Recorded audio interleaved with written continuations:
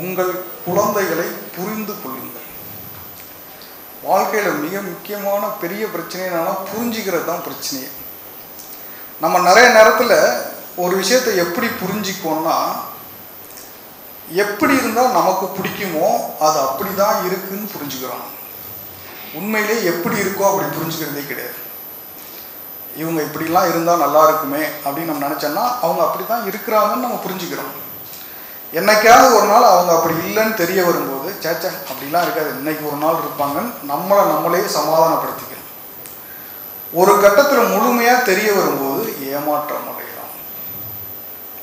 அப்போ ஏன் ஏமாற்றம் அடைகிறோம்னா, அது அவங்க உங்களை ஏமாத்துறது இல்லை, நீங்கள் உள்ளதை உள்ளபடி புரிஞ்சுக்கிறது இல்லை. அப்போ ஒரு குழந்தைய புரிஞ்சிக்கணும்னா என்ன பண்ணணும்னா, இந்த குழந்தை இப்படிலாம் இருந்தால் நல்லா இருக்குமே அப்படின்ற உங்கள் எதிர்பார்ப்பை எடுத்து முதல்ல ஓரமாக வச்சுட்டு அந்த குழந்தை எப்படி இருக்கோ அப்படியே புரிஞ்சுக்கணும். உங்களோட குழந்தைகளை அறியறதுல மிக மிக முதல் படி இதுதான். இது குழந்தைகள்கிட்ட மட்டும் இல்லை, உங்கள் வீட்டுக்காரரை புரிஞ்சுக்கிறதுக்கும் இதுதான், உங்கள் வீட்டுக்கார அம்மாவை புரிஞ்சுக்கிறதுக்கும் இதுதான். 41 வயசில் சமூக அக்கறையோடு இருக்கிற ஒரு 100 டாக்டர், 100 இன்ஜினியர், 100 அட்வொகேட், நீங்கள் படிக்காதவங்களே நம்ம கணக்கு எடுத்துக்கிறோம். படிக்காதவங்க அப்படின்னா ஸ்கூலுக்கு போகாதவங்கன்னு வேற ஒரு கணக்கு எடுத்துக்கிறோம். ரொம்ப படித்த டிகிரி வாங்கின 100 பேர், பேங்க் ஆஃபீஸர், ரயில்வே ஆஃபீஸர், இப்படி எல்லாத்தையும் எடுத்து வச்சு அவங்கெல்லாம் 40 வயசில் அப்படி இருக்காங்களா அப்படின்னு ஒரு கொஸ்டின் மார்க் போட்டால் அது சைஃபர் தான் கிடைக்கும் ஆன்சர். அது இருக்கலாம், ஆனால் அப்படி இல்லை. இப்போ சமூகம் படிச்சுட்டா நல்லா வந்துடும் அப்படின்னா படித்தவங்களால நல்லா ஆகணும்ல சமூகம், அது ஆக மாட்டேங்குது. அப்போ 40 வயசில் இருக்கவங்களை எல்லாத்தையும் தேடி கண்டுபிடிச்சி, அப்போ தான் நான் சார்ட்ட சொன்னேன், ஞானி திட்டுவார் சார், 40 வயசில் ஒரு நாட்டையே ரூல் பண்ணணும் அப்படி இருக்குன்னு ஒருத்தன். ஒரு நாட்டை ரூல் பண்ணுன்னா அவனுக்கு எல்லா விஷயங்களையும் தெரிஞ்சிருக்கணும். ஒரு சமூகத்தை பற்றி தெரியணும்ல. இங்கே இருக்கிறவன், இல்லாதவன், அந்த ஜாதி, இந்த ஜாதி, அந்த மதம், ஏழை, பணக்காரன், எவ்வளோ டிஃப்ரென்ஸையும் கொஞ்சம் புரிஞ்சுக்கிறதுக்கு நிஜமாலுமே ஒரு பொலிட்டிஷியன் இருக்கார் பார்த்தீங்களா, ஒரு ஊர் கவுன்சிலர், அவருக்கு இருக்கிற காமன்ஸ் படித்தவனுக்கு இருக்கவே இருக்காது. நீங்கள் அனலைஸ் பண்ணி பார்க்கலாம். ஏன்னா அவனுக்கு அந்த தெரு பற்றி, அந்த தெருவில் இருக்க ஆட்கள் பற்றி, அங்கே என்ன இருக்குது என்ன இல்லை, யாரை அப்ரோச் பண்ணலாம் பண்ணக்கூடாது அப்படிங்கிற அசாத்தியமான ஒரு அறிவு இருக்கும். நீங்கள் அனலைஸ் பண்ணியே பார்க்கலாம். அந்த அந்த அந்த அடிப்படையிலேயே வளர்கிற ஒருத்தன், அவருக்கு தெரிகிற ஒரு விஷயம் கூட 40 வயசு இருக்கிற ஒரு மெத்த படித்த ஆளுக்கு தெரியவே தெரியாது. நான் ஏற்கனவே சொன்ன மாதிரி தான், எந்த கான்ஸ்டியூன்சி உங்களோடதுன்னு கேட்டால் 96% வாங்கின ஒருத்தருக்கு இன்டர்வியூவில் எந்த கான்ஸ்டியூன்சியில் இருக்கோன்னு கூட தெரியல. இப்படிப்பட்ட காலத்தில் ஒரு 42 வயசுக்குள்ளார தொடர்ந்து சமூகத்தை பற்றியே ஒரு மனுஷன் இந்த இடத்த அடையிறாருன்னா அவர் ஒரு 20 வயசுலேருந்தாவது ஆரம்பிச்சிருக்கணும். அப்படி 20-21 வயசு ஆரம்பிச்சிருந்தால் தான் 40 வயசுக்குள்ளார ஒரு ரீச் அடைய முடியும்.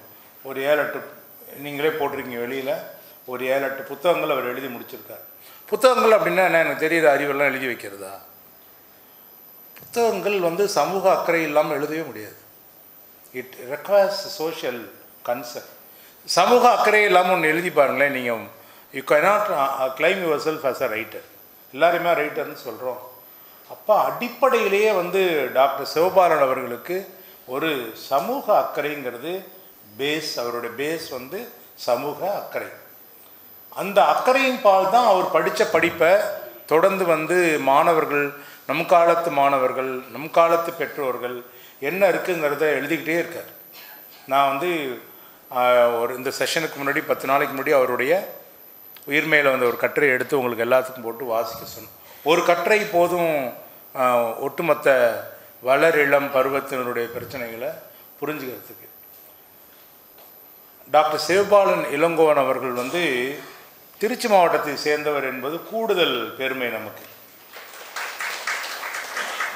அதை விட பெருமையான விஷயம், ஒரு திருச்சி காலேஜில் தான், மெடிக்கல் காலேஜில் தான் அவருடைய போஸ்ட் கிராஜுவேஷன் படித்தார். இந்த 2 தாண்டியும் அவர் டாக்டர் அப்படிங்கிறது மட்டும் சொல்லிட்டு போகிறதுல ஐ எம் நாட் ஹாப்பி. என்ன டைப் ஆஃப் டாக்டர் அவர், அதுதான் முக்கியமானது. அவர் வந்து சென்னையில் கிளினிக் வச்சுருக்காரு, அவரோட ஒய்ஃப் டாக்டர். இந்த 2 பேரும் சேர்ந்து காலையிலேருந்து சாயங்காலம் வரைக்கும். பொதுவாக டாக்டர்களுடைய குணாதிசயம் ஒன்று இருக்குது, அடுத்தவன் பையில் காசு இருந்தால் அது தன்னோட காசு. யாராவது டாக்டர் பிள்ளைங்க இருந்தால் கோச்சிக்காதீங்க,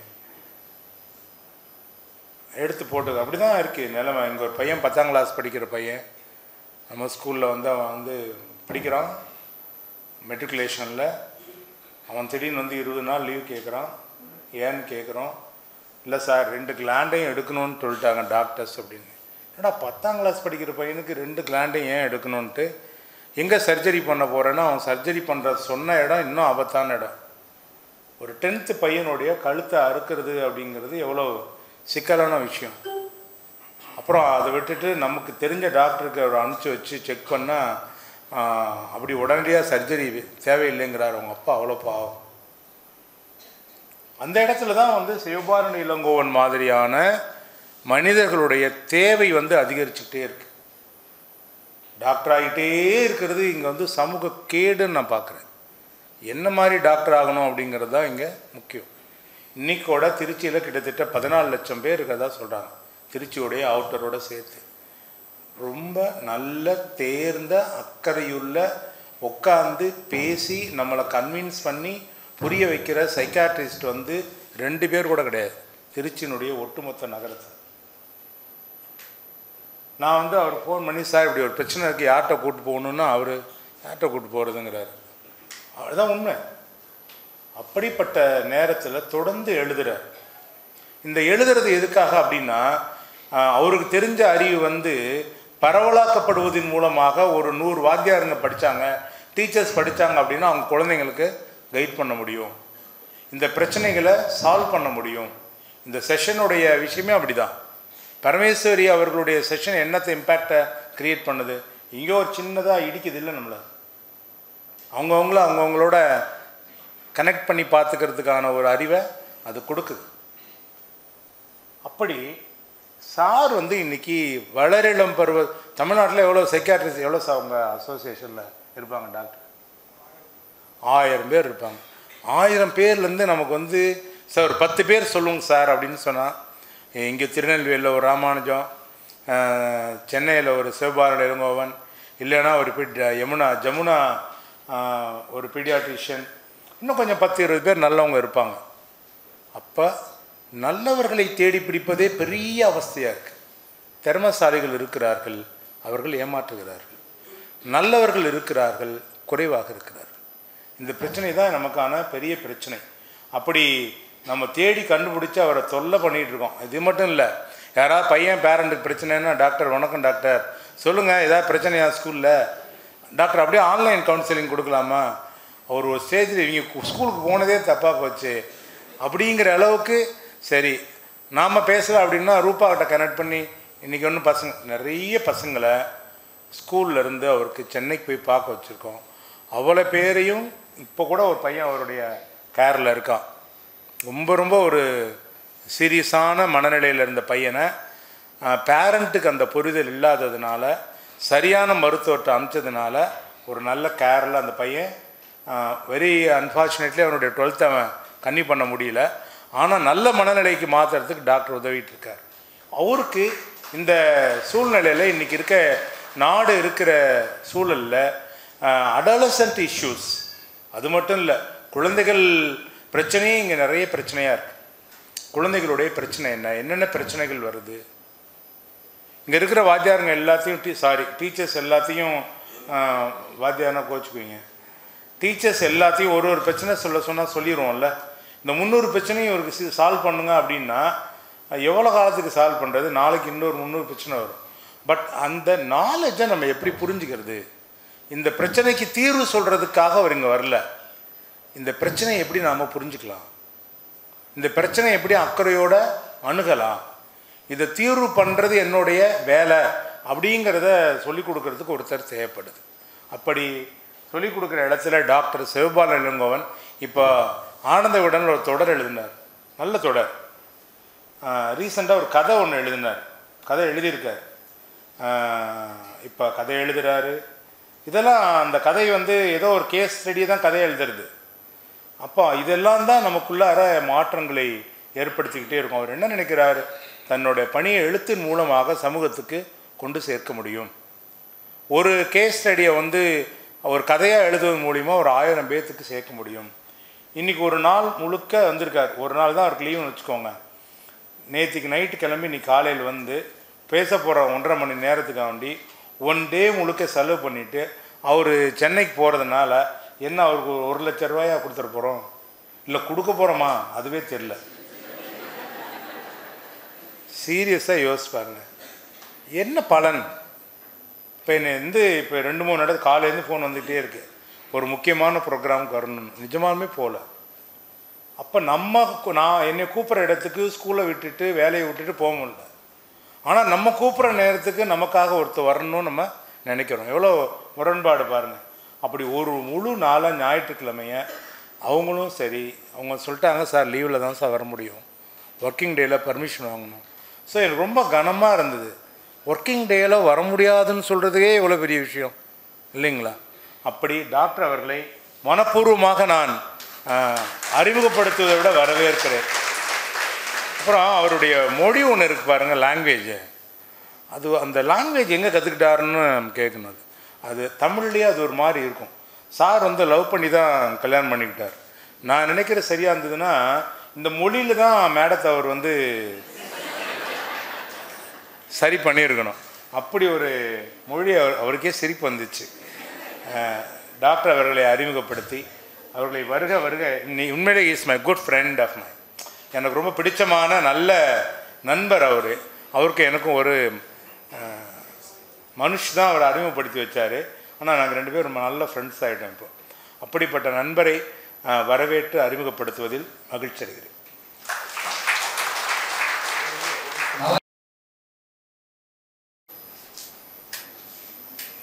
எல்லாருக்கும் வணக்கம். அநேகமாக உங்கள் எல்லாருக்குமே என்ன தெரிஞ்சிருக்கும்னு நினைக்கிறேன். ஏன்னா நான் என் காலேஜில் அட்டன் பண்ண டேஸ் கூட இங்கே தான் அதிகமாக. இங்கே அட்டண்டன்ஸில் பேர் தான் சேர்க்க சொல்லுவாங்க.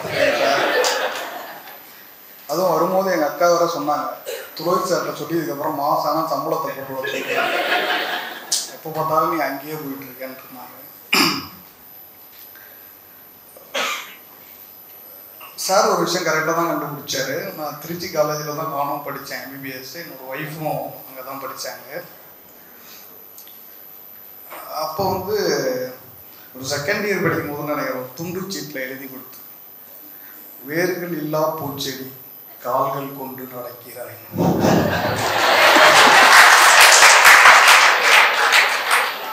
அங்கிருந்து ஆரம்பிச்சு தலைவலி.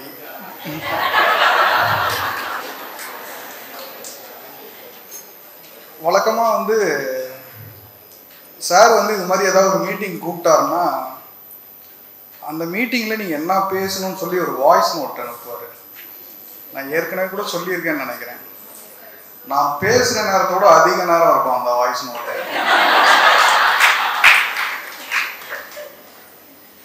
இன்றைக்கும் அப்படி தான். ஒரு அறிமுக உரை பார்த்துட்டு கிட்டத்தட்ட அதே தான் நடக்குமோன்னு கொஞ்சம் பயந்துட்டேன். அந்த வகையில் என்னை அழைத்தமைக்கு நன்றி எஸ்ஆர்வி பள்ளி குழுமத்திற்கு. அப்படி ஒன்றும் ஒரு மிகைப்படுத்த தேவையில்லைன்னு, நிறைய டாக்டர் இருக்கிறாங்க, நம்ம தேடி கண்டுபிடிக்கணும். அவங்க நம்ம சோஷியல் மீடியாவில் இருக்கிறதுனால ஈஸியாக எல்லாத்துக்கும் தெரிய ஆரம்பிச்சிடுறதுனால அப்படி தெரியுது. ஏராளமான மருத்துவர்கள் ஒரு சமூக கண்ணோட்டத்தோடு இருக்காங்க. அதை வந்து இல்லைன்னு நம்ம நிராகரிக்க முடியாது. அப்படியே நம்ம நேராக டாபிக் போயிடலாம்னு நினைக்கிறேன். கனவு ஆசிரியரை நோக்கி ரொம்ப ஒரு இன்ஸ்பைரிங்கான டைட்டில் இது. ஆனால் இந்த டைட்டிலை எவ்வளோ பேர் சரியாக புரிஞ்சுக்கிட்டோம் அப்படின்றது எனக்கு தெரியல. ஏன்னா கனவு ஆசிரியரை நோக்கியில் 2 கேள்விகள் வருது. ஒன்று, யாரோட கனவு? ஒரு பள்ளி நிர்வாகத்துக்கு ஒரு ஆசிரியர் இப்படி இருக்கணும்னு பல கனவுகள் இருக்கும். அதுவும் துளசி சாரோட கனவெல்லாம் யாராலையும் நிறைவேற்ற முடியாது. விடுமுறை நாளில் கூட நீங்கள் வேலை பார்க்கணும் பாரு. சரி, உங்களை வேலை பார்க்க சொன்னால் பரவாயில்ல, என்னையும் அவங்க வேலை பார்க்க சொல்லுவாங்க. அப்போ இது ஒரு பள்ளி நிர்வாகத்தோட கனவா, இல்லை மாணவர்களோட கனவு ஆசிரியரா? ஒரு மாணவனுக்கு ஒரு எதிர்பார்ப்பு இருக்கும், ஒரு ஆசிரியர்னா இப்படி இருக்கணும், ஹோம்ஒர்க் எழுதுனா திட்டக்கூடாது, லேட்டாக வந்தால் கேட்கக்கூடாது, நான் என்ன பண்ணாலும் புகார் சொல்லக்கூடாது. மாணவனுக்கு ஒரு கனவு இருக்கும். எங்கள் காலேஜில் கூட இந்த அப்ரைசல் ஃபார்ம்லாம் வரும். அப்போ வந்து ஸ்டூடெண்ட் கிட்ட போய் அப்ரைசல், இந்த டீச்சர் உனக்கு பிடிச்ச டீச்சர் யாருப்பான்னு கேட்பாங்க. நான் போய் மேனேஜ்மெண்ட்டை சண்டை போட்டேன். யார் ஸ்ட்ரிக்டாக இருக்காங்களோ அவனை போய் பிடிக்கணும்னு அவன் சொல்லுவாங்க. சார், நேர்மையாக வேலை பார்க்குறவனுக்கு அப்போ நிச்சயமாக பிடிக்காதுன்னு பேர் வரும். அது மாதிரி மாணவனோட கனவு ஆசிரியரா, இல்லை பெற்றோர்களோட கனவு ஆசிரியரா? பெற்றோர்களுக்கு ஒரு எதிர்பார்ப்பு இருக்கும், ஒரு நல்ல ஆசிரியர்னா இப்படி தான் இருக்கணும். இதில் என்ன ஒரு வேடிக்கைன்னா 3 பேருக்குமே 3 டிஃப்ரெண்ட்டான கனவு இருக்கும். இந்த கனவுன்றது ட்ரீம் கிடையாது, நான் அதை ஐடியல்னு எடுத்துக்கிறேன். ஒரு ஐடியல் டீச்சர் அப்படி வச்சுக்கலாம் அதை. அப்போ இந்த 3 பேரோட அந்த ஐடியலிசம் தொடர்பான அந்த எதிர்பார்ப்புகளும் வேற வேற. ஒரு பள்ளி நிர்வாகத்தில் இருக்கக்கூடிய எதிர்பார்ப்பு வேற, ஒரு மாணவர்களுக்கு இருக்கக்கூடிய எதிர்பார்ப்புகள் வேற, பெற்றோர்களுக்கு இருக்கக்கூடிய எதிர்பார்ப்புகள் வேற. 4வது முக்கியமான ஒன்று இருக்கு, என்னோட மனசாட்சிக்கு நான் நல்ல ஆசிரியராக இருக்கணும், இந்த எதிர்பார்ப்பு வேற. அப்போ இந்த கனவு ஆசிரியரை நோக்கினா யாரோட கனவு ஆசிரியர் அப்படின்றது ஒரு முக்கியமான கேள்வி இதில். அப்போ 2வது கேள்வி என்னன்னா, ஒரு கனவு ஆசிரியர் என்ன செய்யணும், ஒரு கனவு ஆசிரியர் எப்படி இருக்கணும்? ஒரு கனவுனா திருப்பி ட்ரீம் கிடையாது, ஒரு ஐடியல் ஸ்டேட். ஒரு ஐடியல் டீச்சர் என்ன பண்ணால் அவங்கள ஐடியல் டீச்சர்னு சொல்லலாம். இப்போ மேடம் மாதிரி ஒரு அரசு பள்ளியில் ஒரு தனி ஆளாக இருந்து அவ்வளவையும் எடுத்து செய்கிறது மட்டும் இல்லை, எல்லாருக்கிட்டையும் அதுக்காக போராடுறது, எல்லாரோட எதிர்ப்பையும் சமாளிக்கிறது. ஊரில் உள்ள எம்எல்ஏ எம்பி எதிர்ப்பு கூட சமாளிச்சிடலாம், வீட்டில் உள்ள எதிர்ப்பை எப்படி சமாளிக்கிறது? உங்களை போய் விட்டுருவாங்களா? என் பையன் கேட்பான், என்னப்பா எப்போ பார்த்தாலும் ஆஸ்பத்திரியிலே இருக்க, நீ எப்போ தான் வீட்டுக்கு வர, எப்போ தான் தூங்குற, எப்போ தான் போகிறான்னு கேட்பான். அப்போ வீட்டோட எதிர்ப்புன்னு ஒன்று இருக்கு இல்லையா? அப்போ இவ்வளோ எதிர்ப்பையும் மீறி செய்கிறோம் இல்லையா? அப்போ இது ஒரு ஐடியலிசமா, இது ஒரு ஐடியல் டீச்சர்னு சொல்கிறாங்க. அப்போ கனவு ஆசிரியரோட வேலை என்ன? அப்போ என்ன செஞ்சால் இது கனவு ஆசிரியரை நம்ம மதிப்பிடலாம்? ஆமாம், ஒரு ஐடியல் டீச்சர்னா இவங்கதான். இதில் வந்து எல்லாருக்குமே வேறு வேறு விதமான பார்வை இருக்கும். மாணவர்களை வந்து நிறையா மதிப்பெண்கள் வாங்க வைக்கிறது, இல்லை மாணவர்களை ஒரு நல்ல பொசிஷனுக்கு போக வைக்கிறது ஒரு டீச்சரோட எதிர்பார்ப்பாக இருக்கும். இல்லை மாணவனை வந்து ஒரு சமுதாயத்தில் ஒரு நல்ல ஒரு பண்பு நிறைந்தவனா, ஒரு சமுதாயத்தில் ஒரு நல்ல குணங்கள் இருக்கக்கூடியவனா உருவாக்குறது இன்னொரு டீச்சரோட அபிப்பிராயமாக இருக்கலாம். இங்கே திரும்பியும் எல்லாமே ஒன்று கிடையாது, எல்லாரோட எதிர்பார்ப்பும் ஒன்று கிடையாது, இட் டிஃபர்ஸ். அப்போ பொதுவா கனவு ஆசிரியர் அப்படின்னா இந்த இண்டிவிஜுவல் பயாசஸ் இருக்கு இல்லையா, ஒவ்வொருத்தரோட எதிர்பார்ப்புகளையும் மீறி அப்போ ஒரு கனவு ஆசிரியர்னா யார்? ஒரு கனவு ஆசிரியர் என்ன செய்யணும் அப்படின்றது தான் இதில் ரொம்ப ரொம்ப முக்கியமான கேள்வி. ஒரு மாணவனை இன்டெலிஜென்ட்டாக மாற்றுறது கிடையாது, ஒரு மாணவனை அறிவுள்ளவனாக மாற்றுறது ஒரு கனவு ஆசிரியரோட பணி கிடையாது. ஏன்னா பிறக்கும் போதே அவன் அறிவோட தான் பிறக்கிறான். அந்த அறிவை வந்து நீங்கள் ஊட்டுறது கிடையாது, நம்ம நினச்சிக்கிறோம். என்னோட சீஃப் தான் சொல்லுவார், பேராசிரியர், உலகத்தில் நீ இல்லைன்னாலும் உலகம் அதே மாதிரி தாண்டா நடக்கும், ஏதோ நீ ஒன்னால தான் எல்லாம் நடக்கும், நீ தான் நினச்சிக்கிறேன்னு சொல்லுவார். அப்போ அவன் அறிவோட தான் பிறக்கிறான். அவன் வந்து பிறக்கும் போதே ஒரு இன்டெலிஜென்ட்டாக தான் பிறக்கிறான், பிறக்கும் போதே ஒரு அறிவுள்ளவனாக தான் பிறக்கிறான். அப்போ ஒரு கனவு ஆசிரியரோட வேலை என்னவா இருக்கணும்னா, ஒரு மாணவனோட ஒரு அறிவை சமுதாயத்திற்கு பயனுள்ள வகையில் மாற்றுறது தான் ஒரு கனவு ஆசிரியரோட பணின்னு நான் நினைக்கிறேன்.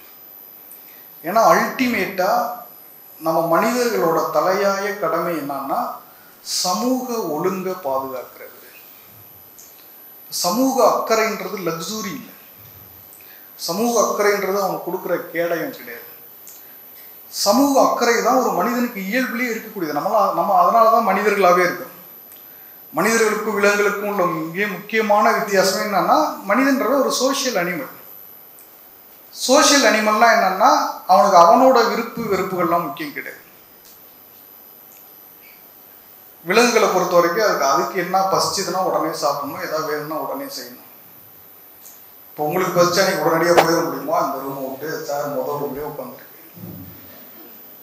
அப்போ மனிதர்கள் சமுதாயத்தோட நலனுக்காக எனக்கு பிடிக்காத ஒரு விஷயத்தையும் நான் செய்யணும், சமுதாயத்தின் நலனிற்காக எனக்கு பிடிச்ச ஒரு விஷயத்த நான் செய்யாமே இருக்கணும். வாழ்க்கையில் எவ்வளோ கஷ்டமான வேலை பாருங்க. அப்போ ஒரு மனிதனோட தலையாய கடமையே இந்த சமூக நலனை முதன்மையாக கருதுறது தான். அதுதான் ஒரு மனிதனுக்கு ஒரு அடிப்படையிலே இருக்கக்கூடியது. அதுதான் டீச்சருக்கும் அடிப்படையிலே இருக்கக்கூடியது. அப்போ டீச்சர் நான் சமூக நலனுக்காக இருக்கிறேன்றது மட்டும் இல்லாமல் அடுத்து வர தலைமுறையை இந்த சமூக ஒழுங்கை காக்கக்கூடியவனா, இந்த சமூக நலன் மேலே மதிப்பு வச்சிருக்கிறவனா, அவனோட அறிவை இந்த சமுதாயத்திற்கு எதிராக பயன்படுத்த விடாமல் செய்ய வேண்டியது தான் ஒரு கனவு ஆசிரியரின் பணின்னு நான் நினைக்கிறேன். அந்த நோக்கத்தில் தான் இது மாதிரியான நிகழ்வுகள்லாம் எஸ்ஆர்வி பள்ளி தொடர்ச்சியாக திட்டமிட்டு செய்கிறாங்க. இது வெறும் மதிப்பெண்களை உருவாக்குறது இல்லை, ஒரு இன்டெலிஜென்ட்டை உருவாக்குறது இல்லை, ஒரு வெற்றி பெற்றவர்களை உருவாக்குறது இல்லை, ஒரு சாதனையாளர்களை உருவாக்குறது இல்லை. இங்கிருந்து போகக்கூடிய மாணவர்கள் சமூக நலனுக்கு முரணில்லாமல் இருக்கிறது தான், இந்த சமூக ஒழுங்கை கட்டி காக்கிறது தான், சமுதாயத்தின் நலனுக்காக அவனோட அறிவை பயன்படுத்துறது தான் நோக்கமாக இருக்கணும். அதுதான் ஒரு கனவு ஆசிரியரின் பணியாக இருக்கணும் நான் நினைக்கிறேன். அப்போ அந்த வகையில் இதுதான் ஒரு கனவு ஆசிரியரின் பணினா, இதில் மிகப்பெரிய சவால் எது அப்படின்னா ஒரு அடலசன்ட்டை மேனேஜ் பண்ணுறது. இப்போ நான்லாம் கல்லூரியில் பேராசிரியராக இருக்கேன். எனக்கு கல்லூரியில் மாணவர்களை என்னை மேனேஜ் பண்ணுறது அது ஒரு பெரிய சவால் நிறைந்த ஒன்று கிடையாது. நான் விட்டா கூட அவனே படிச்சுட்டு போயிடுவாங்க. நான் சொல்லனா கூட, ஏன்னா அதுக்கு முன்னாடியே சமுதாயத்துக்கு தயாராகி தான் வரான் பள்ளியிலேருந்து. அப்போ ஒரு அடலசன்ட்டை தயார்படுத்துறது தான் மிக மிக சவாலான விஷயம். அதில் தான் எனக்கு கொடுத்த தலைப்பு வருது. என்ன தலைப்பு? உங்கள் குழந்தைகளை புரிந்து கொள்ளுங்கள். வாழ்க்கையில் மிக முக்கியமான பெரிய பிரச்சனை என்னன்னா புரிஞ்சிக்கிறது தான் பிரச்சனையே. நம்ம நிறைய நேரத்தில் ஒரு விஷயத்தை எப்படி புரிஞ்சிக்குவோம்னா, எப்படி இருந்தால் நமக்கு பிடிக்குமோ அது அப்படி தான் இருக்குன்னு புரிஞ்சுக்கிறோம். உண்மையிலே எப்படி இருக்கோ அப்படி புரிஞ்சுக்கிறதே கிடையாது. இவங்க இப்படிலாம் இருந்தால் நல்லா இருக்குமே அப்படின்னு நம்ம நினச்சோன்னா அவங்க அப்படி தான் இருக்கிறாங்கன்னு நம்ம புரிஞ்சுக்கிறோம். என்னைக்காவது ஒரு நாள் அவங்க அப்படி இல்லைன்னு தெரிய வரும்போது, சேச்சா அப்படிலாம் இருக்காது, இன்னைக்கு ஒரு நாள் இருப்பாங்கன்னு நம்மளே சமாதானப்படுத்திக்கணும். ஒரு கட்டத்தில் முழுமையாக தெரிய வரும்போது ஏமாற்றம் அடைகிறோம். அப்போ ஏன் ஏமாற்றம் அடைகிறோம்னா, அது அவங்க உங்களை ஏமாத்துறது இல்லை, நீங்கள் உள்ளதை உள்ளபடி புரிஞ்சுக்கிறது இல்லை. அப்போ ஒரு குழந்தைய புரிஞ்சிக்கணும்னா என்ன பண்ணணும்னா, இந்த குழந்தை இப்படிலாம் இருந்தால் நல்லா இருக்குமே அப்படின்ற உங்கள் எதிர்பார்ப்பை எடுத்து முதல்ல ஓரமாக வச்சுட்டு அந்த குழந்தை எப்படி இருக்கோ அப்படியே புரிஞ்சுக்கணும். உங்களோட குழந்தைகளை அறிகிறதுல மிக மிக முதல் படி இதுதான். நிறைய இது குழந்தைகள்கிட்ட மட்டும் இல்லை, உங்கள் வீட்டுக்காரரை புரிஞ்சுக்கிறதுக்கும் இதுதான், உங்கள் வீட்டுக்கார அம்மாவை புரிஞ்சுக்கிறதுக்கும் இதுதான். எப்படி இருக்கிறாங்களோ அப்படியே புரிஞ்சுக்கிறது, புரிஞ்சுக்கிட்டதை அப்படியே ஏற்றுக்கிறது. நம்ம புரிஞ்சுக்கிறதும் இல்லை, ஏற்றுக்கிறதும் இல்லை. அதனால தான் இந்த காலத்தில் இவ்வளோ சிக்கல்கள்லாம் இருக்குது. அப்போ குழந்தைங்க எப்படி இருக்காங்க, அப்போ குழந்தைங்களை நம்ம புரிஞ்சிக்கிறதுல நம்மக்கிட்ட என்னன்னா 2 ஒரு பயாஸ்டான ஒப்பீனியன் இருக்கு. ஒன்று என்னன்னா, எல்லா குழந்தைகளையும் ஒன்று போலவே பாவிக்கிறது. குழந்தைகளுக்கு இடையில உள்ள அந்த வித்தியாசங்களை நம்ம ஏற்றுக்கிறது இல்லை. அந்த பையன் அவ்வளோ படிக்கும்போது ஒன்னால் ஏன் அவ்வளோ படிக்க முடியலன்ற கேள்வி அவன்கிட்ட கேட்குறோம். அந்த பையன் இதெல்லாம் செய்யும்போது அவங்க வீட்டில் சாப்பிட்றதுக்கே கஷ்டப்படுறாங்க. அவன் இதெல்லாம் செய்யும்போது உனக்கு எல்லாமே கொடுக்குறேன், ஏன் உன்னால் அதை செய்ய முடியல? அப்போ குழந்தைங்க எல்லாமே ஒன்றா தானே இருக்கணும். குழந்தைங்களோட அறிவு எல்லாமே ஒன்றா தானே இருக்குது. எந்த குழந்தைங்களுக்கு இடையில எந்த ஒரு வித்தியாசமும் இல்லை அப்படின்னு நம்ம பார்க்கக்கூடிய இந்த பார்வை தான் இதில் மிக முக்கியமான ஒரு பயாஸ்டான. அப்போ குழந்தைகளுக்கு இடையில் இருக்கக்கூடிய இந்த வித்தியாசங்களை ஃபஸ்ட்டு அஸ் அ டீச்சராக நம்ம ஏற்றுக்கணும். இன்னொன்று அஸ் அ பேரண்டாகவும் நம்ம ஏற்றுக்கணும். சார் வந்து ஒரு இந்த டைட்டில் கொடுத்துருக்காரு, அதாவது மாணவர்களை புரிந்து கொள்றதுன்னு கேட்கல, குழந்தைகளையும் போடுறாரு. அப்படின்னா என்னன்னா, இது நீங்கள் பேரண்டாகவும் எடுத்துங்க டீச்சராகவும் எடுத்துங்க, அப்படியே ஒரே கல்ல 2 அடிக்கலான்னு பார்க்குறாரு. ஆனால் என்ன இதில் ஒரு சிக்கல்னா, ஒரு பேரண்டால் எப்பயுமே டீச்சர் ஆக முடியாது, ஒரு டீச்சரால் எப்பயுமே பேரண்ட் ஆக முடியாது. டீச்சர் தான், பேரண்ட் தான். அந்தந்த ரோலை பண்ணாதான் சிறப்பாக இருக்கும். நான் ஊருக்கே பாடம் எடுக்கிறேன், என் குழந்தை கேட்க மாட்டேங்குதுன்னு நீங்கள் நினைக்கக்கூடாது. அதே தான், பேரண்டோட ரோலை தான் பண்ணணும், டீச்சரோட ரோலை தான் பண்ணணும். ஏன்னா இதில் நிறைய ரோல் டிஃப்ரென்சஸ் இருக்குது. நம்ம போகிற போக்கில் அப்படியே சொல்லிட்டு போயிடுறோம். அதனால தான் குழந்தைகளையும் கொடுக்குறாரு, மாணவர்கள் கிடையாது. அப்போ குழந்தைங்களை புரிஞ்சுக்கணுன்னா, அதுவும் எஸ்பெஷலி ஒரு அடலசென்ட்டை புரிஞ்சுக்கணுன்னா, நீங்கள் முதல்ல ஒவ்வொரு குழந்தையும் ஒவ்வொரு மாதிரி தான் இருப்பாங்க. ஒரு குழந்தையோட பிஹேவியரை வீட்டில் உள்ளவங்க டிசைட் பண்ணுறது இல்லை. ஒரு குழந்தையோட பிஹேவியரை அந்த குழந்தையோட மரபணு மட்டுமே டிசைட் பண்ணுறது இல்லை. ஒரு குழந்தையோட பிஹேவியரை ஒரு ஸ்கூல் மட்டுமே டிசைட் பண்ணுறது இல்லை. ஒரு குழந்தையோட பிஹேவியரை அந்த சொசைட்டி மட்டுமே டிசைட் பண்ணுறது இல்லை. இது எல்லாமே சேர்ந்து தான் டிசைட் பண்ணுறது. அப்போ ஒவ்வொரு குழந்தைக்கும் இந்த ஃபேக்டர்ஸ்லாம் டிஃப்ரென்ஸ் தான். அதோட மரபணு வித்தியாசமாக இருக்கும், அதோட வளர்ப்பு அந்த சூழல் வித்தியாசமாக இருக்கும், அவங்களோட பேரண்ட்ஸோட போத் மனநிலை அஸ் வெல் அஸ் ஃபிசிக்கல் அது வித்தியாசமாக இருக்கும். ஸோ இந்த வித்தியாசங்களை நம்ம ஏற்றுக்கிறது இல்லை. எப்போ நம்ம இந்த வித்தியாசங்களை ஏற்றுக்கிறோமோ அப்போ தான் நம்ம குழந்தைங்கள முழுமையாக புரிஞ்சுக்குவோம். இல்லைன்னா இவங்க இப்படி இருந்தால் நல்லா இருக்கும், ஏன் அப்படி இல்லை, அந்த வகையில் தான் நம்மளோட புரிதல் இருக்கும். இது வந்து ஒரு மிக முக்கியமான ஒரு பேரியர். இன்னொரு விஷயம் குழந்தைங்களை புரிஞ்சுக்கிறதுல முக்கியமான ஒரு விஷயம் என்னன்னா, நம்ம மோர் ஜட்ஜ்மெண்டலாக வந்துடும்.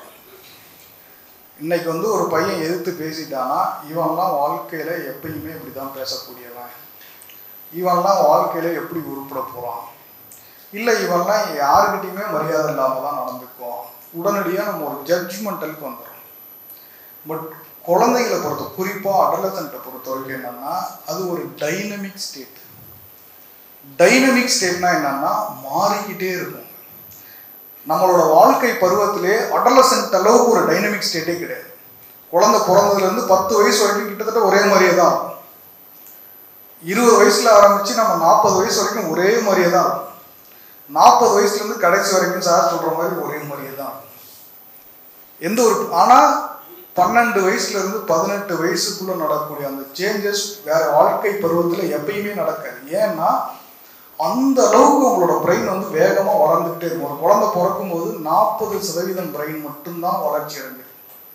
மீதி 60% பிரெயின் டெவலப்மெண்ட் பிறந்ததுக்கு அப்புறம் தான் ஆரம்பிக்கும். அதுவும் குறிப்பாக அடலசென்ட் பீரியடில் தான் ஆரம்பிக்குது. அப்போ அடலசென்ட் மாறி அங்கே ஒரு டைனமிக் ஸ்டேட். அப்போ இன்னைக்கு இவன் இப்படி இருக்கிறான், எப்பயுமே இவன் இப்படி இருப்பான்னு அர்த்தம் கிடையாது. இன்னைக்கு இதை இவன் பண்ணல, எப்பயுமே இவன் பண்ண மாட்டான் அர்த்தம் கிடையாது. இன்னைக்கு இப்படி நடந்துக்கிறான், எப்பயுமே அர்த்தம் கிடையாது. மாறிக்கிட்டே இருப்பான். இவன் மாறிக்கிட்டே இருக்கிறதுக்கு என்ன காரணம்? இவன் மாறிக்கிட்டே இருக்குது. எதை டிசைட் பண்ணுது? நம்ம என்ன நினைக்கிறோம்னா, நம்ம தான் குழந்தைங்களுக்கு எல்லா மாரலையும் சொல்லி சொல்லி வளர்க்குறோம், அதனால தான் இவன் நல்ல பிள்ளையா இருக்கிறான். இல்லைன்னா அப்பா அம்மா அடிச்சுட்டு இருக்கிறத பார்க்குறான், அதனால தான் இவனும் கோவப்படுறான் அப்படின்னு நினைக்கிறோம். பட் ஆனால் அப்படிலாம் கிடையாது. குழந்தைகள் வந்து மோர் இன்டெலிஜென்ட். அவங்களுக்கு வேணுங்கிறத எடுத்துக்குவாங்க, வேணாங்கிறத எடுத்துக்க மாட்டாங்க. அவங்களுக்கு எது வேணுமோ அந்த அளவுக்கு they are very much intelligent அந்த பர்டிகுலர் அடலசன்ட் பீரியட்ல. ஸோ இது ரெண்டு ஸ்டேட்டையும், ஒன்று எல்லா குழந்தைங்களும் ஒன்றும் கிடையாது, இன்னொன்று குழந்தைங்களை பொறுத்த வரைக்கும் மாறிக்கிட்டே இருப்பாங்க. இன்னைக்கு இருக்கிற மாதிரி நாளைக்கு இருக்க மாட்டாங்க, நாளைக்கு இருக்கிற மாதிரி நாளை.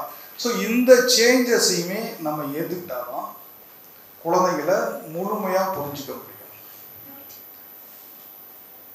இந்த ஒரு பிரீஃபான ஒரு இன்ட்ரோடக்ஷனோட கொஞ்சம் ஒரு சயின்டிஃபிக்காக சில விஷயங்களை மட்டும் பேசிட்டு அதுக்கப்புறம் நம்ம உரையாடல் ஆரம்பிக்கலாம். இந்த டாக்டரை கூப்பிட்டாவே அப்படிதான் பாடம் எடுக்க ஆரம்பிச்சிருவாருன்னு நினைக்க தேவையில்லை. உண்மையை சொல்ல போனால் நான் இதுலேருந்து எந்த பாடமும் எடுக்க போகிறதில்லை. ஒரு சின்ன கிளிம்ஸ் ஆஃப் ஒப்பீனியன் மட்டும் கொடுக்குறேன். என்னன்னா, இந்த அடலசன்ட்டோட மூளைய பிரெயினை நீங்கள் பார்த்தீங்கன்னா, இதுதான் அடலசன்ட்டோட பிரெயினே. ஃபுல்லி எமோஷன் மட்டும்தான் இருக்கும். யூஸ்வலாக மனித மூளையை நம்ம எடுத்துக்கிட்டோம்னா, ஆதி காலத்து மூளை நம்ம வந்து ஒரு லிம்பிக் சிஸ்டத்தை சொல்லுவோம். அது என்ன பண்ணும்னா, அது எப்பயுமே ஒரு உணர்ச்சி வசப்பட்ட நிலையிலே இருக்கும்.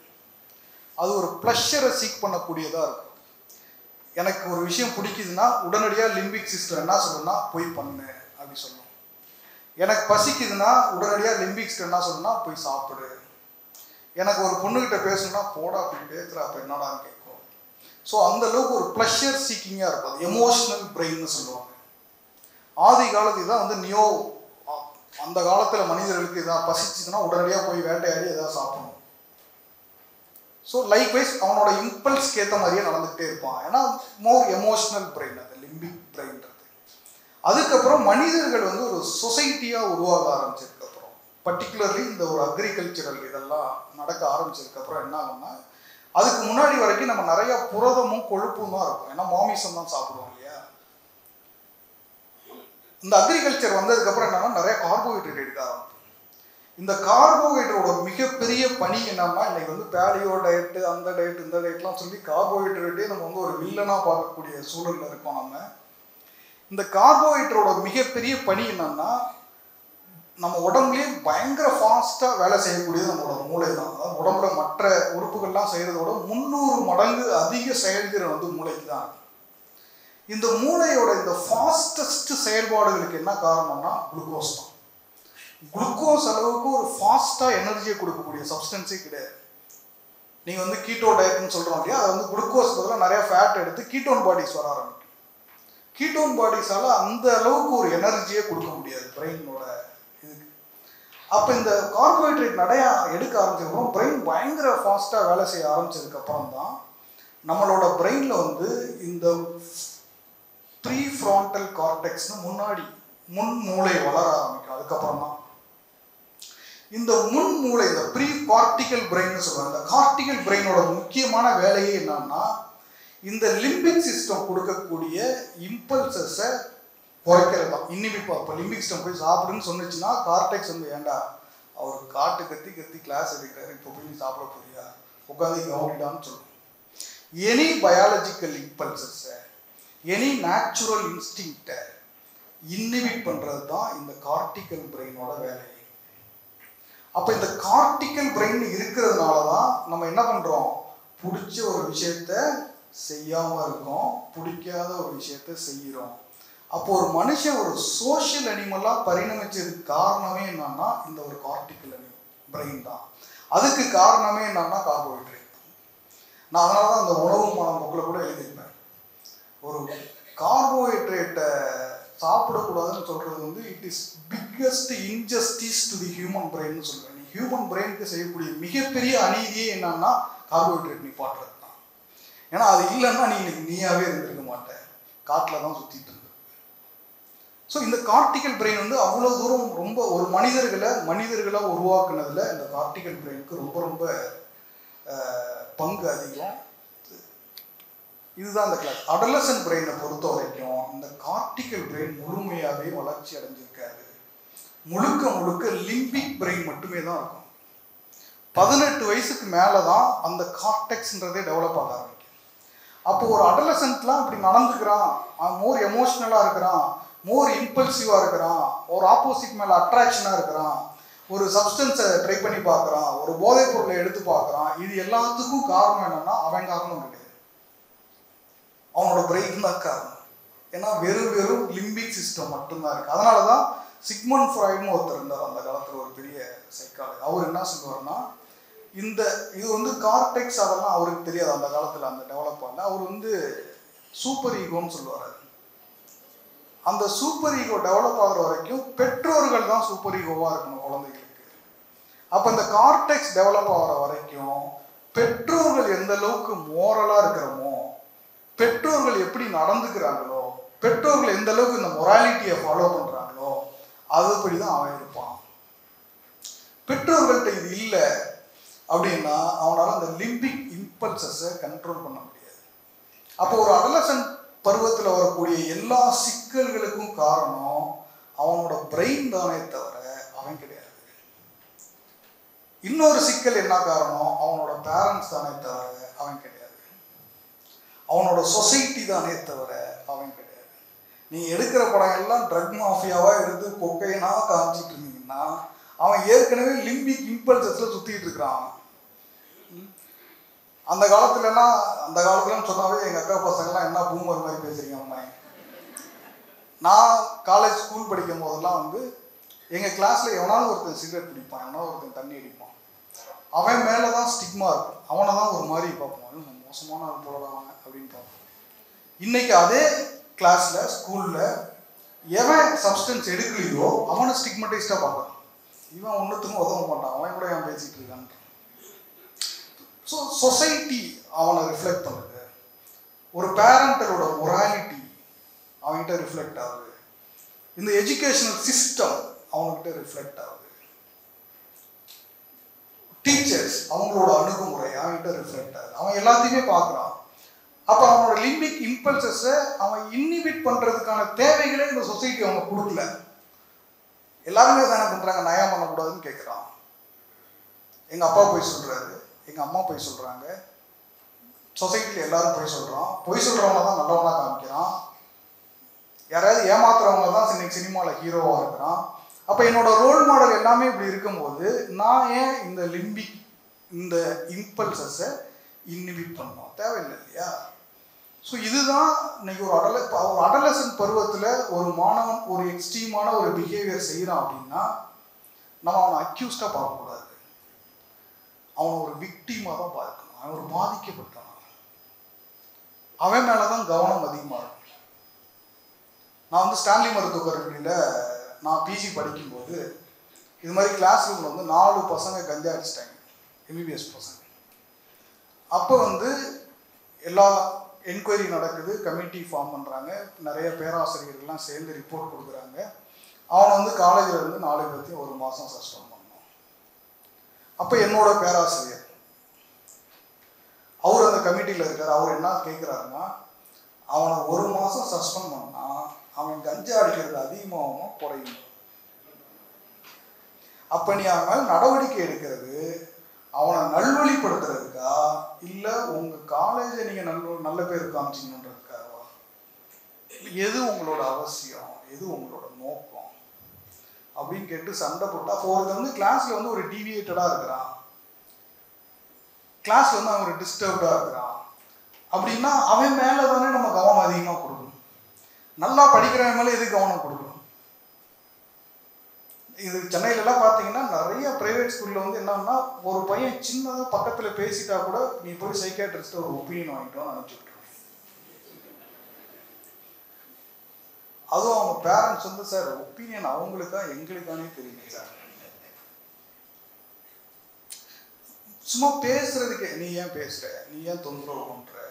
ஸோ இன்னும் அந்த ஹைப்பர் ஆக்டிவாக இருக்கிறது, இல்லை ஒரு லேர்னிங் டிசபிலிட்டி இருக்கிறது, கிடையாது. இவங்களெல்லாம் பெரிய பெரிய ப்ரைவேட் ஸ்கூல்லாம் அவனை ஸ்கூல்லேருந்து வெளியேற்றுன்னு நினைக்கிறாங்க.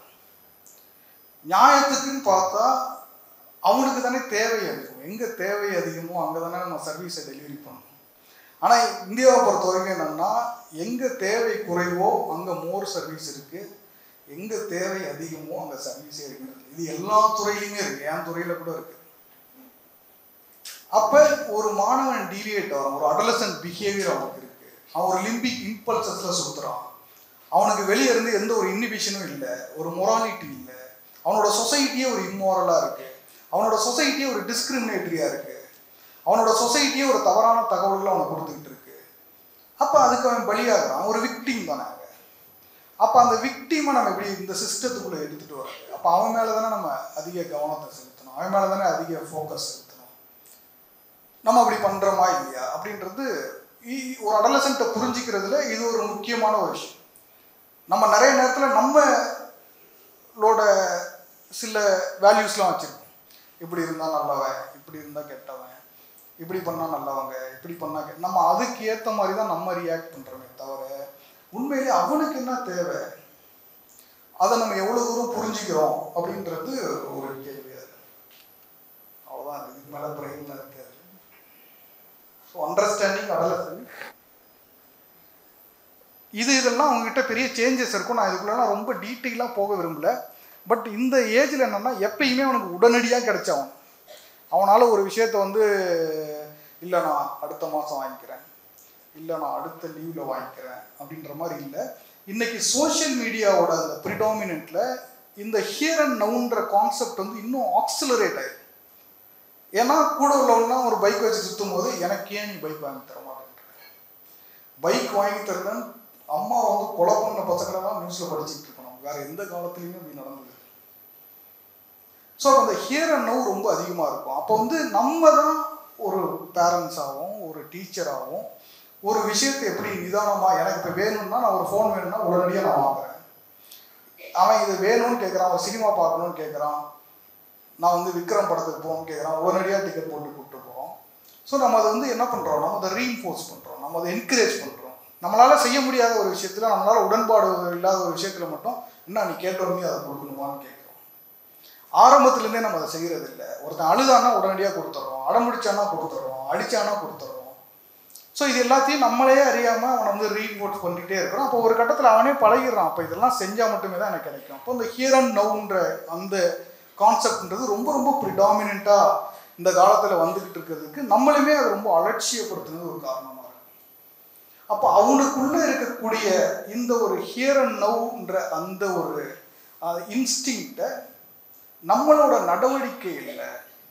இப்போ நான் இந்த செஷனில் நான் சொல்கிற எதையுமே ஒரு நாளில் 2 நாளில் பண்ண முடியாது. ஒரு அடல்ட்டாக ஒரு 17-18 வயசில் கூட்டிகிட்டு சார் இப்படி இருக்கான் அவனை மாற்றுங்கன்னா முடியாது. இது எல்லாமே ஒரு ப்ராசஸ். குழந்தைங்க வளர்றதுன்றதே ஒரு ப்ராசஸ். அது ஒரு கிராஸ் செக்ஷனலாக ஒரு ஸ்டேஜை மட்டும் வெட்டி எடுத்து அதை மட்டும் நம்மளால் சரி பண்ண முடியாது. எல்லாமே ஒன்றுக்கு ஒன்று தொடர்புடையது. பெரும்பாலான நேரங்களில் நம்ம சொல்லி கொடுக்காத நேரத்தில் தான் குழந்தைங்க நம்மள்கிட்ட கற்றுக்கிறாங்க. நம்ம சொல்கிறதுலேருந்து யாரும் எதுவும் கற்றுக்கிறது இல்லை. அப்போ மெயினாக குழந்தைங்க லேர்னிங்கிறதே பை அப்சர்வேஷன் தான். எதையும் மனப்பாடம் பண்ணலாம், மார்க் வாங்குறதுக்கு தான் மனப்பாடம் பண்ணுறான். பை அப்சர்வேஷன் தான் அவன் எல்லாத்தையுமே லேர்ன் பண்ணுறான். அப்போ அந்த அப்சர்வேஷன் ரொம்ப பீக்காக இருக்கக்கூடிய காலகட்டம் அது.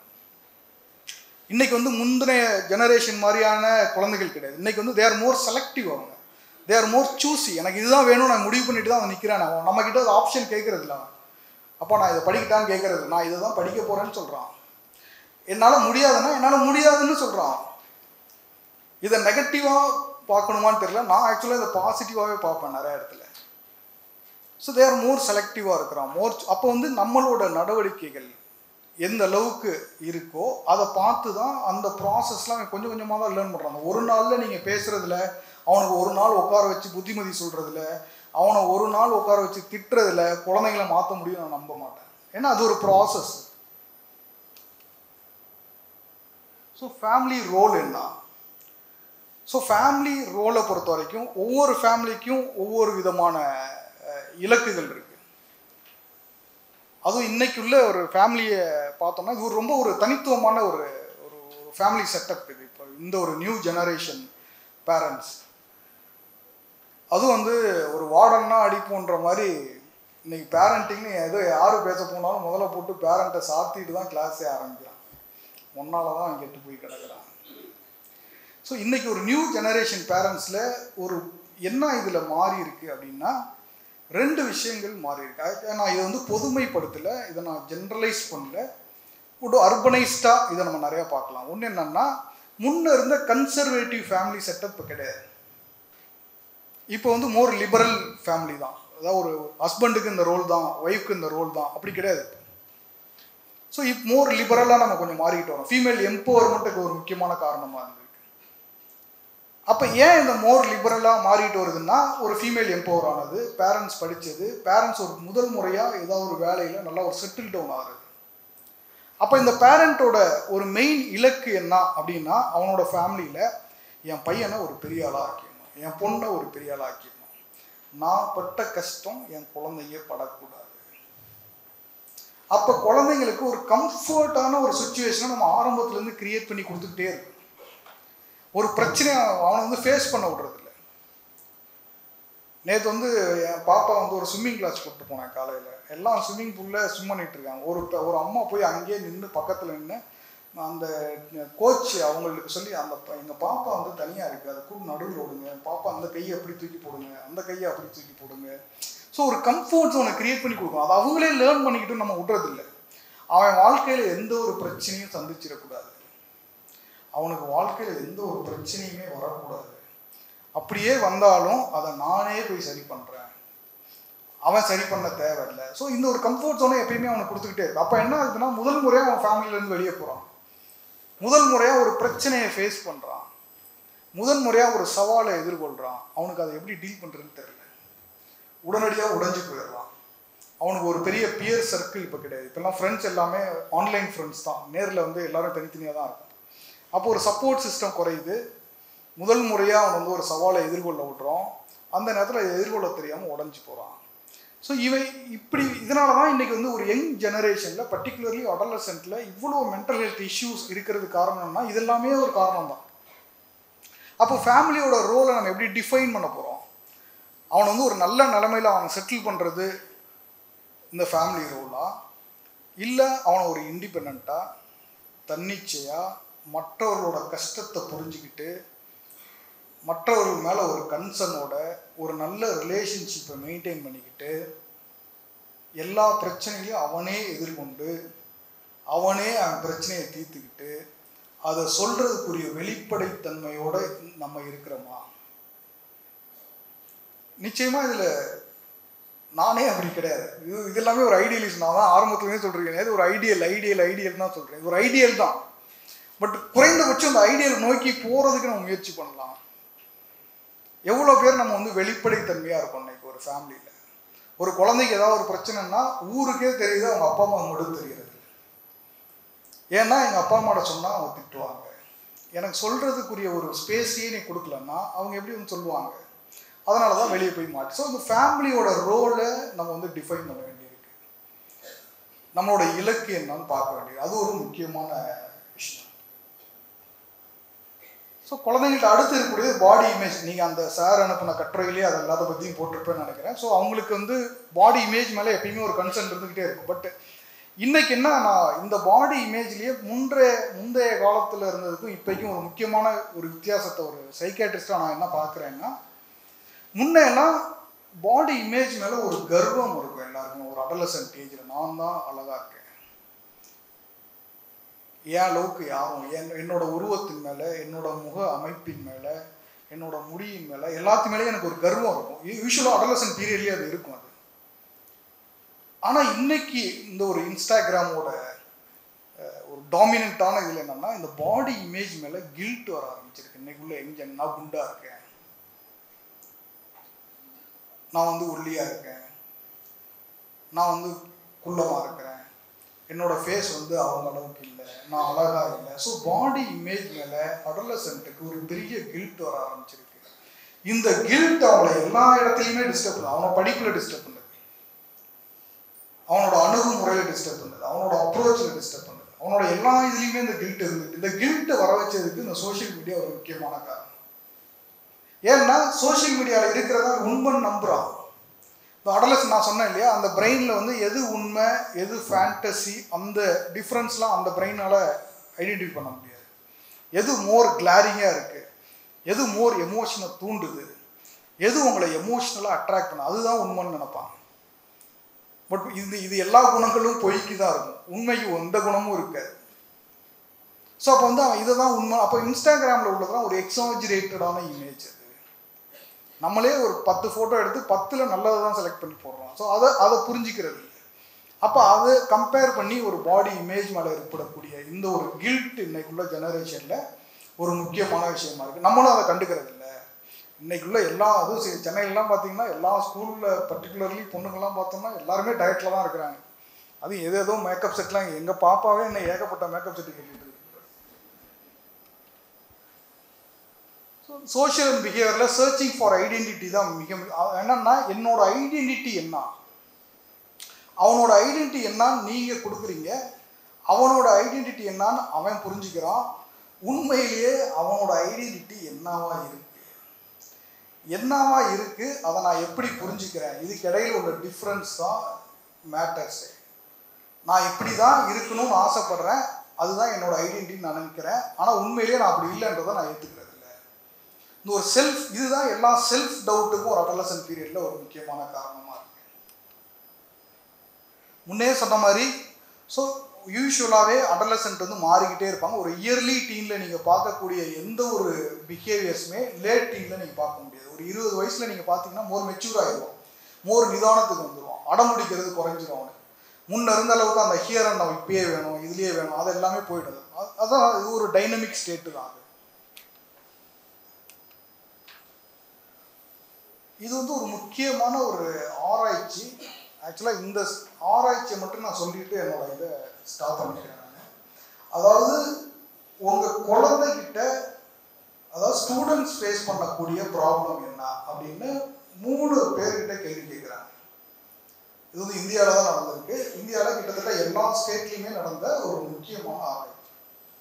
அதில் வந்து குழந்தைகள்கிட்ட எது ப்ராப்ளம்னு நீங்கள் நினைக்கிறீங்க அப்படின்னு ஃபேமிலி மெம்பர்ஸ்கிட்ட கேட்குறாங்க.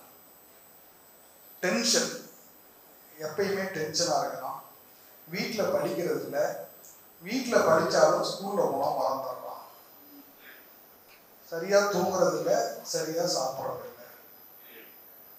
ஸோ இதுதான் பேரண்ட்ஸை பொறுத்த too much of screen time, எப்போ பார்த்தாலும் ஃபோன் பார்க்குறான். பேரண்ட்ஸை பொறுத்த வரைக்கும் அவன் பசங்கள்கிட்ட என்னென்னலாம் பிரச்சனை பார்க்குறீங்கன்னா இதுதான், சரியாக தூங்க மாட்டேங்கிறான், சரியாக சாப்பிட மாட்டேங்கிறான், படிக்கிறான் ஆனால் ஸ்கூலுக்கு போனால் மறந்துடுறான், பரீட்சையில் மார்க் வாங்க மாட்டேங்கிறான், பேரண்ட்ஸ் சொல்கிறதே கேட்க மாட்டேங்கிறான். இதுதான் ஒரு பேரண்ட்ஸோட opinion.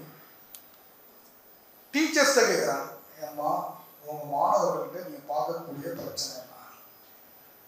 Not involvement of parents எதுலேயுமே தலையிடல.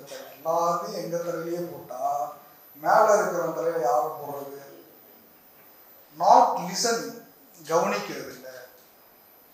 நாட் ஓப்பன் டு டீச்சர்ஸ்லேயே அதையும் சொல்ல மாட்டேங்கிறான். நோ பனிஷ்மெண்ட், அவனை தண்டிக்கவே முடியல. ஒரு கேள்வி கேட்டால் கூட ஏதோ வீடியோ போட்டுறான், இன்ஸ்டா போட்டுறான், அது ஒரு பெரிய பிரச்சனை ஆயிடுச்சு. நாட் ரெஸ்பெக்டிங் டீச்சர்ஸை மதிக்க மாட்டேங்கிறான்.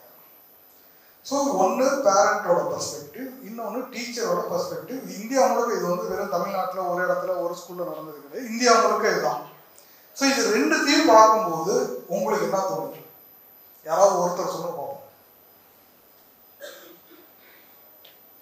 ரெண்டுத்தையும் பேரண்ட்ஸ் வந்து படிக்க மாட்டேங்கிறான், சரி தூங்க மாட்டேங்கிறான், சொல் பேச்சு கேட்க மாட்டேங்கிறான், எப்போ பார்த்தாலும் ஃபோன் பார்க்குறான், படித்ததுக்கு மறந்துடுறான்.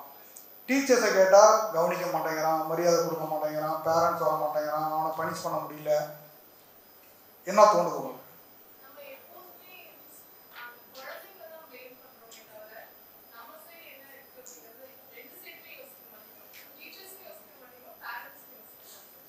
கரெக்ட் தான். ஆனால் என்ன இதில் முக்கியமான பிரச்சனைனா, இந்த ஆராய்ச்சி கேட்ட கேள்வி என்னன்னா, குழந்தைங்க எதிர்கொள்ளக்கூடிய பிரச்சனை என்னன்னு கேட்ட கேள்வி. ஆனால் இரண்டுத்துலேயும் என்னன்னா, ஒன்று பேரண்ட்ஸோட பிரச்சனை, இன்னொன்று டீச்சர்ஸோட. அவன் பிரச்சனை என்ன? நம்ம அதை யோசிக்கிறது இல்லை. இங்கே எல்லாம் நம்ம அதை விட்டுருவாங்க. இதுதான் ஸ்டூடெண்ட்ஸ்கிட்ட கேட்குறான். ஸ்டூடெண்ட்ஸ்கிட்ட கேட்கும்போது ஸ்டூடெண்ட்ஸோட பெர்ஸ்பெக்டிவ் சொல்கிறான். ஆக்சுவலாக ரொம்ப ரொம்ப முக்கியமான ஆஸ்பெக்டாக நான் இந்த ஸ்டடியை நான் போட் பண்ணது காரணமே தான். நான் வந்து போடும்போது இது பெரிய லெக்சர் மாதிரி ஏதோ ஏன் ஸ்டூடெண்ட் கிளாஸ் எடுக்கிற மாதிரி ஆகிட போகுது. அதுவும் டீச்சர்ஸ் நீங்கள் தான் உங்களையே சார் வந்து ஒரு ஸ்டூடெண்ட் ஆக்கி உட்கார வச்சுருக்காரு. நான் வேறு எக்ஸ்ட்ரா பண்ண கொடுக்கணும்னு பார்த்தேன். பட் ஆனால் ரொம்ப முக்கியமாக நீங்கள் தெரிஞ்சிக்க வேண்டியது இதுன்னு நினைக்கிறேன். ஒன்று, லேக் ஆஃப் ஃப்ரீடம். நான் என்ன படிக்கணுன்றத அந்த சுதந்திரம் எனக்கு கிடைக்கிறது இல்லை. அவங்க தான் அதை டிசைட் பண்ணுறாங்க. நான் எத்தனை டியூஷன் போகணுன்றதோ அவங்க தான் டிசைட் பண்ணுறாங்க. எனக்குன்னு ஒரு படிக்கிறதுக்கு நேரம் கேட்குறேன், கொடுக்க மாட்டேங்கிறாங்க. ஸோ லேக் ஆஃப் ஃப்ரீடம் ஒன்று. Lack of exposure. அதுவும் சிட்டிலலாம் சென்னை மாதிரியான ஊர்லாம் பார்த்தீங்கன்னா ஏதாவது ஒரு கோச்சிங், ஒன்று ஃபிட்ஜி, நெட்டு, ஐஐடி, ஏதாவது ஒரு கோச்சிங், ஏதாவது ஒரு டியூஷன். மீதி இருக்கிற நேரத்தில் ஷட்டில் கிளாஸ் போகிறோம். ஏன்டா ஷட்டில் கிளாஸ் போகிற? எங்கள் அப்பா ஷட்டில் ஆகணும்னு ஆசைப்பட்டார் சார், அதனால என்ன சார். அப்போ அவனுக்குரிய ஒரு எக்ஸ்போஷர் இல்லை. அவன் எங்கேயுமே எக்ஸ்போஷரே இல்லை. அவனை வந்து நம்ம ஒரே ஒரு கான்க்ரீட்டாக ஒரு ரெஸ்ட்ரிக்டடான ஒரு என்விரான்மெண்ட்லேயே வச்சு வளர்த்தோம்.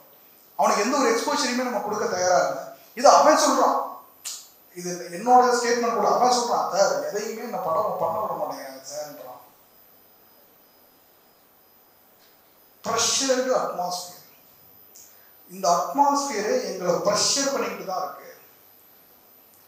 நிறைய நேரத்தில் இன்னைக்கு உள்ள அடலசன்ட் மேலே நம்மக்கிட்ட ஏராளமான புகார்கள் இருக்கு. நம்மக்கிட்ட நான் வந்து இல்லைன்னு நான் மறுக்க மாட்டேன். நானே சொல்கிறேன், நானே நிறைய அடலசன்ட் கிட்ட இன்னைக்குள்ள ஜெனரேஷன்கிட்ட நிறைய பிரச்சனைகள் இருக்குது. அவங்களோட மிக முக்கியமான பிரச்சனை, அவங்க ஒரு சோஷியலாக கனெக்டடாக இல்லை. நான் அவங்கள்ட்ட பார்க்குற மிக முக்கியமான பிரச்சனையாக தான். வேறு எதையுமே பற்றி நான் கவலைப்படுறதில்லை. பட் மனிதர்கள் வந்து எப்பயுமே சோஷியலி தானே கனெக்டடாக இருப்பாங்க. நான் ஸ்டான்லியில் படிக்கும் போதெல்லாம் எப்பயுமே பசங்க கும்பலாக தான் சுற்றிட்டு இருக்கேன். நான் இன்னைக்கு மாடர்னாக போய் ஹாஸ்டல் ரவுண்ட்ஸ் போனால் ஒவ்வொரு ரூம்லும் ஒவ்வொருத்தர் தான் இருக்கிறான், ஃபோன் பார்த்துட்டு இருக்கேன். பசங்க அவங்களுக்குள்ளேயே பேசிக்க மாட்டேங்கிறாங்க. ஒரு சோஷியலி டிஸ்கனெக்டடாக இருக்கிறான். ஸோ இது அது மாதிரி ஏராளமான பிரச்சனைகள் அடலசன்ட்டில் சொல்லலாம். பட் ஆனால் முந்தைய தலைமுறை அடலசன்ட்டோட நான் இந்த தலைமுறை அடலசன்ட்டை ஒரு பாசிட்டிவாகவே நான் பார்க்குறேன். அவன் மோர் லிபரலாக இருக்கிறான், மோர் ரேஷ்னலாக இருக்கிறான். என்னதான் எமோஷ்னலாக இருந்தாலுமே கூட பின்னாடி ஒரு கட்டத்தில் அவன் புரிஞ்சிக்கிறான். நம்ம அது வரைக்கும் வெயிட் பண்ணுறது, நம்ம அதுக்கு முன்னாடியே அவனை போட்டு சாத்திடுறோம். அவங்க சொன்ன மாதிரி சோஷியலி எங்களுக்கு ஒரு டிஸ்கனெக்டடாக இருக்கிறது அவனே சொல்கிறான். அது ஒரு பெரிய பிரச்சனை தான் சார். எனக்கு நல்ல ஃப்ரெண்ட்ஸே இல்லை. ஒரு பையன் 5ஆவதோ 6ஆவதோ உனக்கு எவ்வளோடா ஃப்ரெண்ட்ஸ்ன்னு கேட்டால் எனக்கு இருப்பாங்க சார் 2000 பேர் தான். ஆனால் அவங்க ஸ்கூல்லேயே 400 பேர் தான்டா சார், இன்ஸ்டா ஃபாலோவர்ஸ் தான். அப்போ அவனுக்கு ஒரு சோஷியலி கனெக்டடாக இருக்கிறது இல்லைன்றது அவனே ஒரு பெரிய பிரச்சனையாக தான் சொல்கிறான். ஏன் சோஷியலி அவனுக்கு ஏன் இவ்வளோ ஃப்ரெண்ட்ஸ் இல்லை? முன்ன ஜெனரேஷன் மாதிரி ஏன் அவங்களால ஒரு சோஷியலாக ஒரு கேதர் பண்ண முடியல? அதுவும் நீங்கள் இப்போ நான் படிக்கிற ஒரு காலேஜ், இது நான் ஒர்க் பண்ணுற காலேஜ்லாம் பார்த்தீங்கன்னா ஒரு சிட்டிலேயே அதெல்லாம் ரொம்ப பெரிய மெடிக்கல் காலேஜஸ். ஸோ அங்கே பார்த்தோம்னா யூஸ்வலாக நான் இது ஒரு க்ளோரிஃபை பண்ணுறதுக்காகலாம் சொல்ல, யதார்த்தத்தை சொல்கிறேன். அங்கே உள்ள மாணவர்கள்ட்ட ஆல்கஹால் ரொம்ப ரொம்ப கம்மி. எவனும் தண்ணி அடிக்கிறது இல்லை. கஞ்சா ரொம்ப. என்ன அந்த ஆல்கஹாலுக்கும் கஞ்சாவுக்கும் ஒரு முக்கியமான வித்தியாசம்னா, ஆல்கஹால் சோஷியல் கேதரிங்கில் எடுக்கிறது, கஞ்சா தனியாக போய் எடுக்கிறது. சோஷியல் கேதரிங்னா நீங்கள் ஆல்கஹாலை என்ஜாய் பண்ண முடியாது. கும்பலாக இருந்தால் கஞ்சாவை என்ஜாய் பண்ண முடியாது. அப்போ வந்து அவனோட பிஹேவியரே சோஷியலி டிஸ்கனெக்டட் ஆகிட்டான். அது அவனோட சப்ஸ்டன்ஸ் யூஸ் வரைக்குமே அது போயிட்டு இருக்கு. அப்போ ஏன் அவனால் ஒரு கும்பலாக இருக்க முடியல, ஒரு சோஷியலாக கனெக்ட் பண்ண முடியல, ஏன் ஒரு ரிலேஷன்ஷிப்பில் அவனால் இருக்க முடியல? இந்த பிரேக்கப்ன்ற வார்த்தை இந்த காலத்தை தவிர நான் எப்பயுமே கேட்டேன். எதுக்கு எடுத்தாலும் பிரேக்கப் தானா, ஒரு டீ வாங்கி கொடுத்ததுக்கு பிரேக்கப்பான்ற மாதிரி அந்த புக்கிலலாம் எழுதியிருப்பேன். என்ன காரணம்னா, நீங்கள் சோஷியலாக இருக்கணும், ஒரு ரிலேஷன்ஷிப்பில் இருக்கணும்னா மிக மிக அவசியமான ஒன்று என்னன்னா, நீங்கள் கூட இருக்க மனிதர்களை சகிச்சிக்கணும். ஒரு மனிதர்களை சகிச்சிக்காம எந்த ஒரு ரிலேஷன்ஷிப்பையும் நம்மளால் மெயின்டைன் பண்ண முடியாது. இன்னைக்கு உள்ள ஜெனரேஷன்ஸால சகிச்சிக்க முடியல. நான் ஏன் சகிச்சிக்கணும்னு கேட்குறான். அவன் இப்படிலாம் இருக்கான் சார், நான் ஏன் சார் சகிச்சிக்கணும்? எங்கள் பாப்பா கேட்கும், பா நான் எல்லாத்தையும் கொடுக்குறேன்ப்பா, அவள் ஒரு நாள் கூட கொடுக்க மாட்டேங்கிறாப்பா, நான் எதுக்குப்பா அவள்கிட்ட பேசணுன்றான். இந்த லேக் ஆஃப் டாலரன்ஸ், சகிச்சிக்கிறது இல்லைன்றது தான் அவங்களோட எல்லா இடத்துலையுமே ஒரு மிக முக்கியமான ஃபேக்டர். ஜட்ஜ்மெண்டல் ஆட்டிடியூட், எல்லாருமே எங்களை ஒரு ஜட்ஜ்மெண்டலாக தான் பார்க்குறாங்க. Not addressing the personal competency. நான் முன்னே சொன்னது அவனுக்கு எக்ஸ்போஷர், அவனுக்கு என்ன வரும்ன்றதே பார்க்கறது. நம்ம ஒரு ப்ரெஷரைஸ்ட் அட்மாஸ்பியரில் வச்சுருக்கோம். மேக்கர்ஸ் கம் சொல்றது எல்லாத்தையும் கேட்டு ஆகணும்னு நினைக்கிறாங்க. இன்னொரு முக்கியமான பிரச்சனை, நான் படிக்கிறதுல இந்த சப்ஜெக்ட்னால என் வாழ்க்கைக்கு என்ன சார் யூஸ்? நான் ஃபிசிக்ஸ் படிக்கிறேன், இந்த ஃபிசிக்ஸ் படித்து அந்த ஃபிசிக்ஸை நான் வாழ்க்கையில இருந்து நம்ம அப்ளை பண்ண போகிறேன். அப்போ என் படித்த படிப்பும் வாழ்க்கையும் வேற இருக்கு. அப்போ இந்த வாழ்க்கையில் வாழ்றதுக்குரிய அறிவு வந்து படிப்பு கொடுக்குதா அப்படின்றது அவனோட பிரச்சனையாக சொல்கிறான். அப்போ அவன் எவ்வளோ மெச்சூராக இருக்கான் பாருங்க.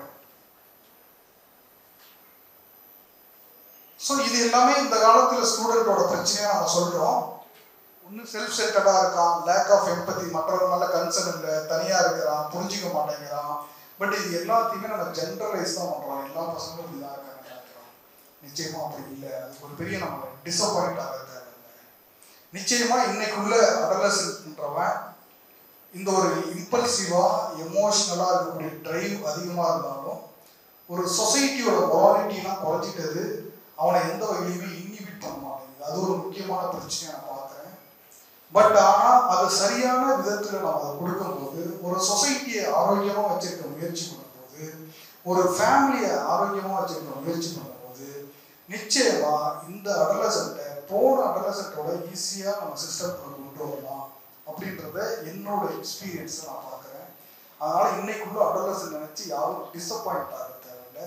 அதில் நிறைய பாசிட்டிவான விஷயங்கள் இருக்குது. அவன் சொல்கிறது அவனோட பெர்ஸ்பெக்டிவ்ல எல்லாமே முக்கியமான விஷயம். எனக்கு எக்ஸ்போஜரே கொடுக்க மாட்டேங்குது, அப்புறம் என்ன அறிவு இல்லைன்னா எப்படி சார் வரும்ன்றான். ஸோ இதெல்லாம் தரதுக்கு நம்ம தயாராக இருந்தோம்னா அவனை நிச்சயமாக ஒரு சிஸ்டம்குள்ளே எடுத்துகிட்டு வர முடியும் அப்படின்றத ஒரு நம்பிக்கையாகவே சொல்லி நான் இந்த செஷனை முடிச்சுக்கிறேன். இதுக்கப்புறம் ஏதாவது ஒரு டிஸ்கஷன்னா அதை பற்றி. சார் வணக்கம். இந்த கொஷின் வந்து ஏன் பையன் சம்மந்தப்படுறது? அடலசன்ட் கிடையாது, 12 வயசு ஆகுது. அவன் இடத்துல சொல்லக்கூடிய ஒரு விஷயம் அது. எனக்கு 3 பசங்க, எனக்கு கடைசி பையன். அவன் ஒரு தடவை நார்மலாகவே இதை அடிக்கடி சொல்கிறான், ஒரு தடவை இல்லை. மூத்த பசங்க 2 பேர் இல்லை அப்படின்னா அப்படியே சும்மா பார்த்துருப்பான். அவனா சொல்லுவான், பொழுதே போக மாட்டேங்குது, வம்பு எடுக்கிறதுக்கு வீட்டில் யாருமே இல்லை அப்படிங்கிற வார்த்தையை யூஸ் பண்ணுறான். இது எப்படி எடுத்துக்கிறதுனே தெரியல. வம்பு எடுக்கிறதுக்கு வீட்டில் யாருமே இல்லை, அதனால் எனக்கு பொழுது போக மாட்டேங்குது அப்படிங்கிறான். இதை எப்படி இது ஒரு சரியான அப்ரோச் தானா, இல்லை இதை அப்படியே விட்டுடலாமா?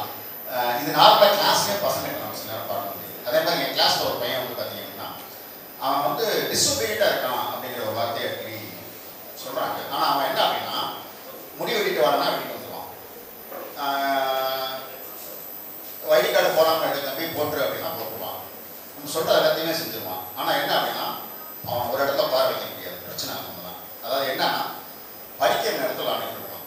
ஆனால் இது என்ன மாதிரி கான்டெக்ஸ்டாக மாறுது அப்படின்னா அவன் டிஸொபீடியண்ட்டாக இருக்கான் அப்படிங்கிற மாதிரி ஒரு கண்டெக்ஸ்டாக மாறுது. இது எப்படி புரிய வைக்கிறது? இது 2 கொஸ்டின் இருக்குது சார்.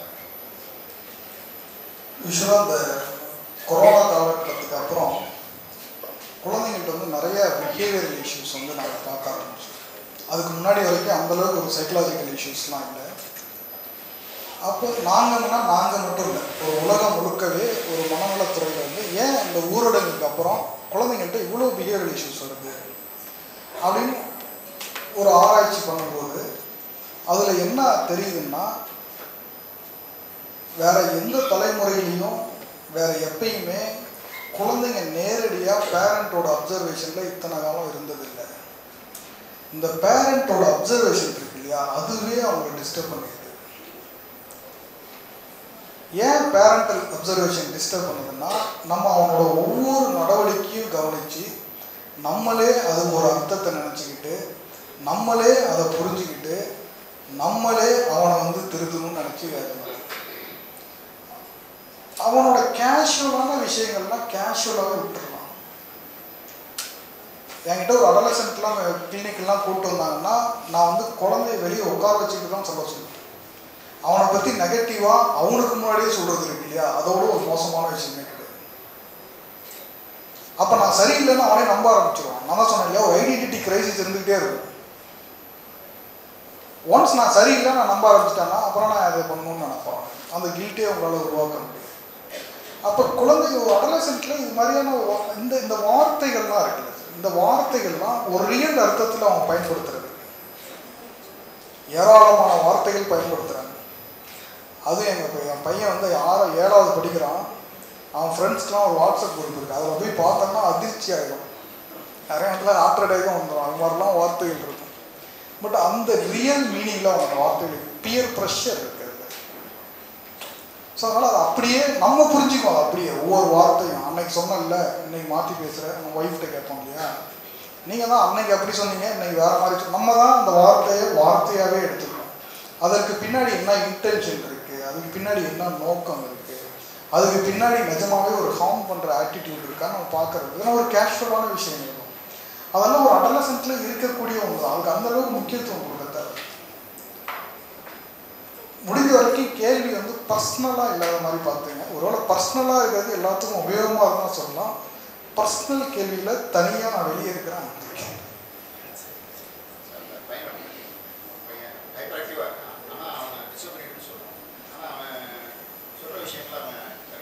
அவனால் உட்கார முடியல, நம்ம வந்து அவனை உட்காருன்னு சொன்னால் உட்கார மாட்டேங்கிறான். அதனால் நம்மளோட பெர்ஸ்பெக்டிவில் அதை டிசோபீடியண்ட்டாக எடுத்துக்கிறோம்.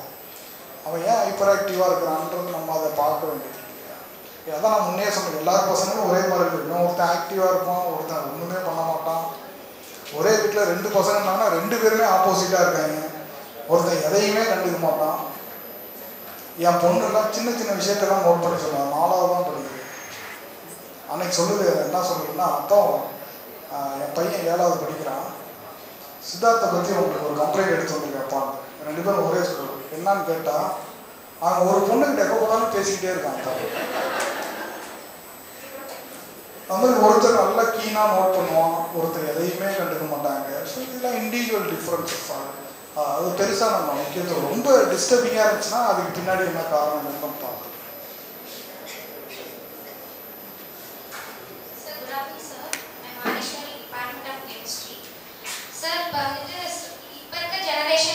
சூசைட் அப்படின்றது வந்துட்டு ஒரு காமன் திங் ஆயிடுச்சு. ரொம்ப ஈஸி ஆயிடுச்சு.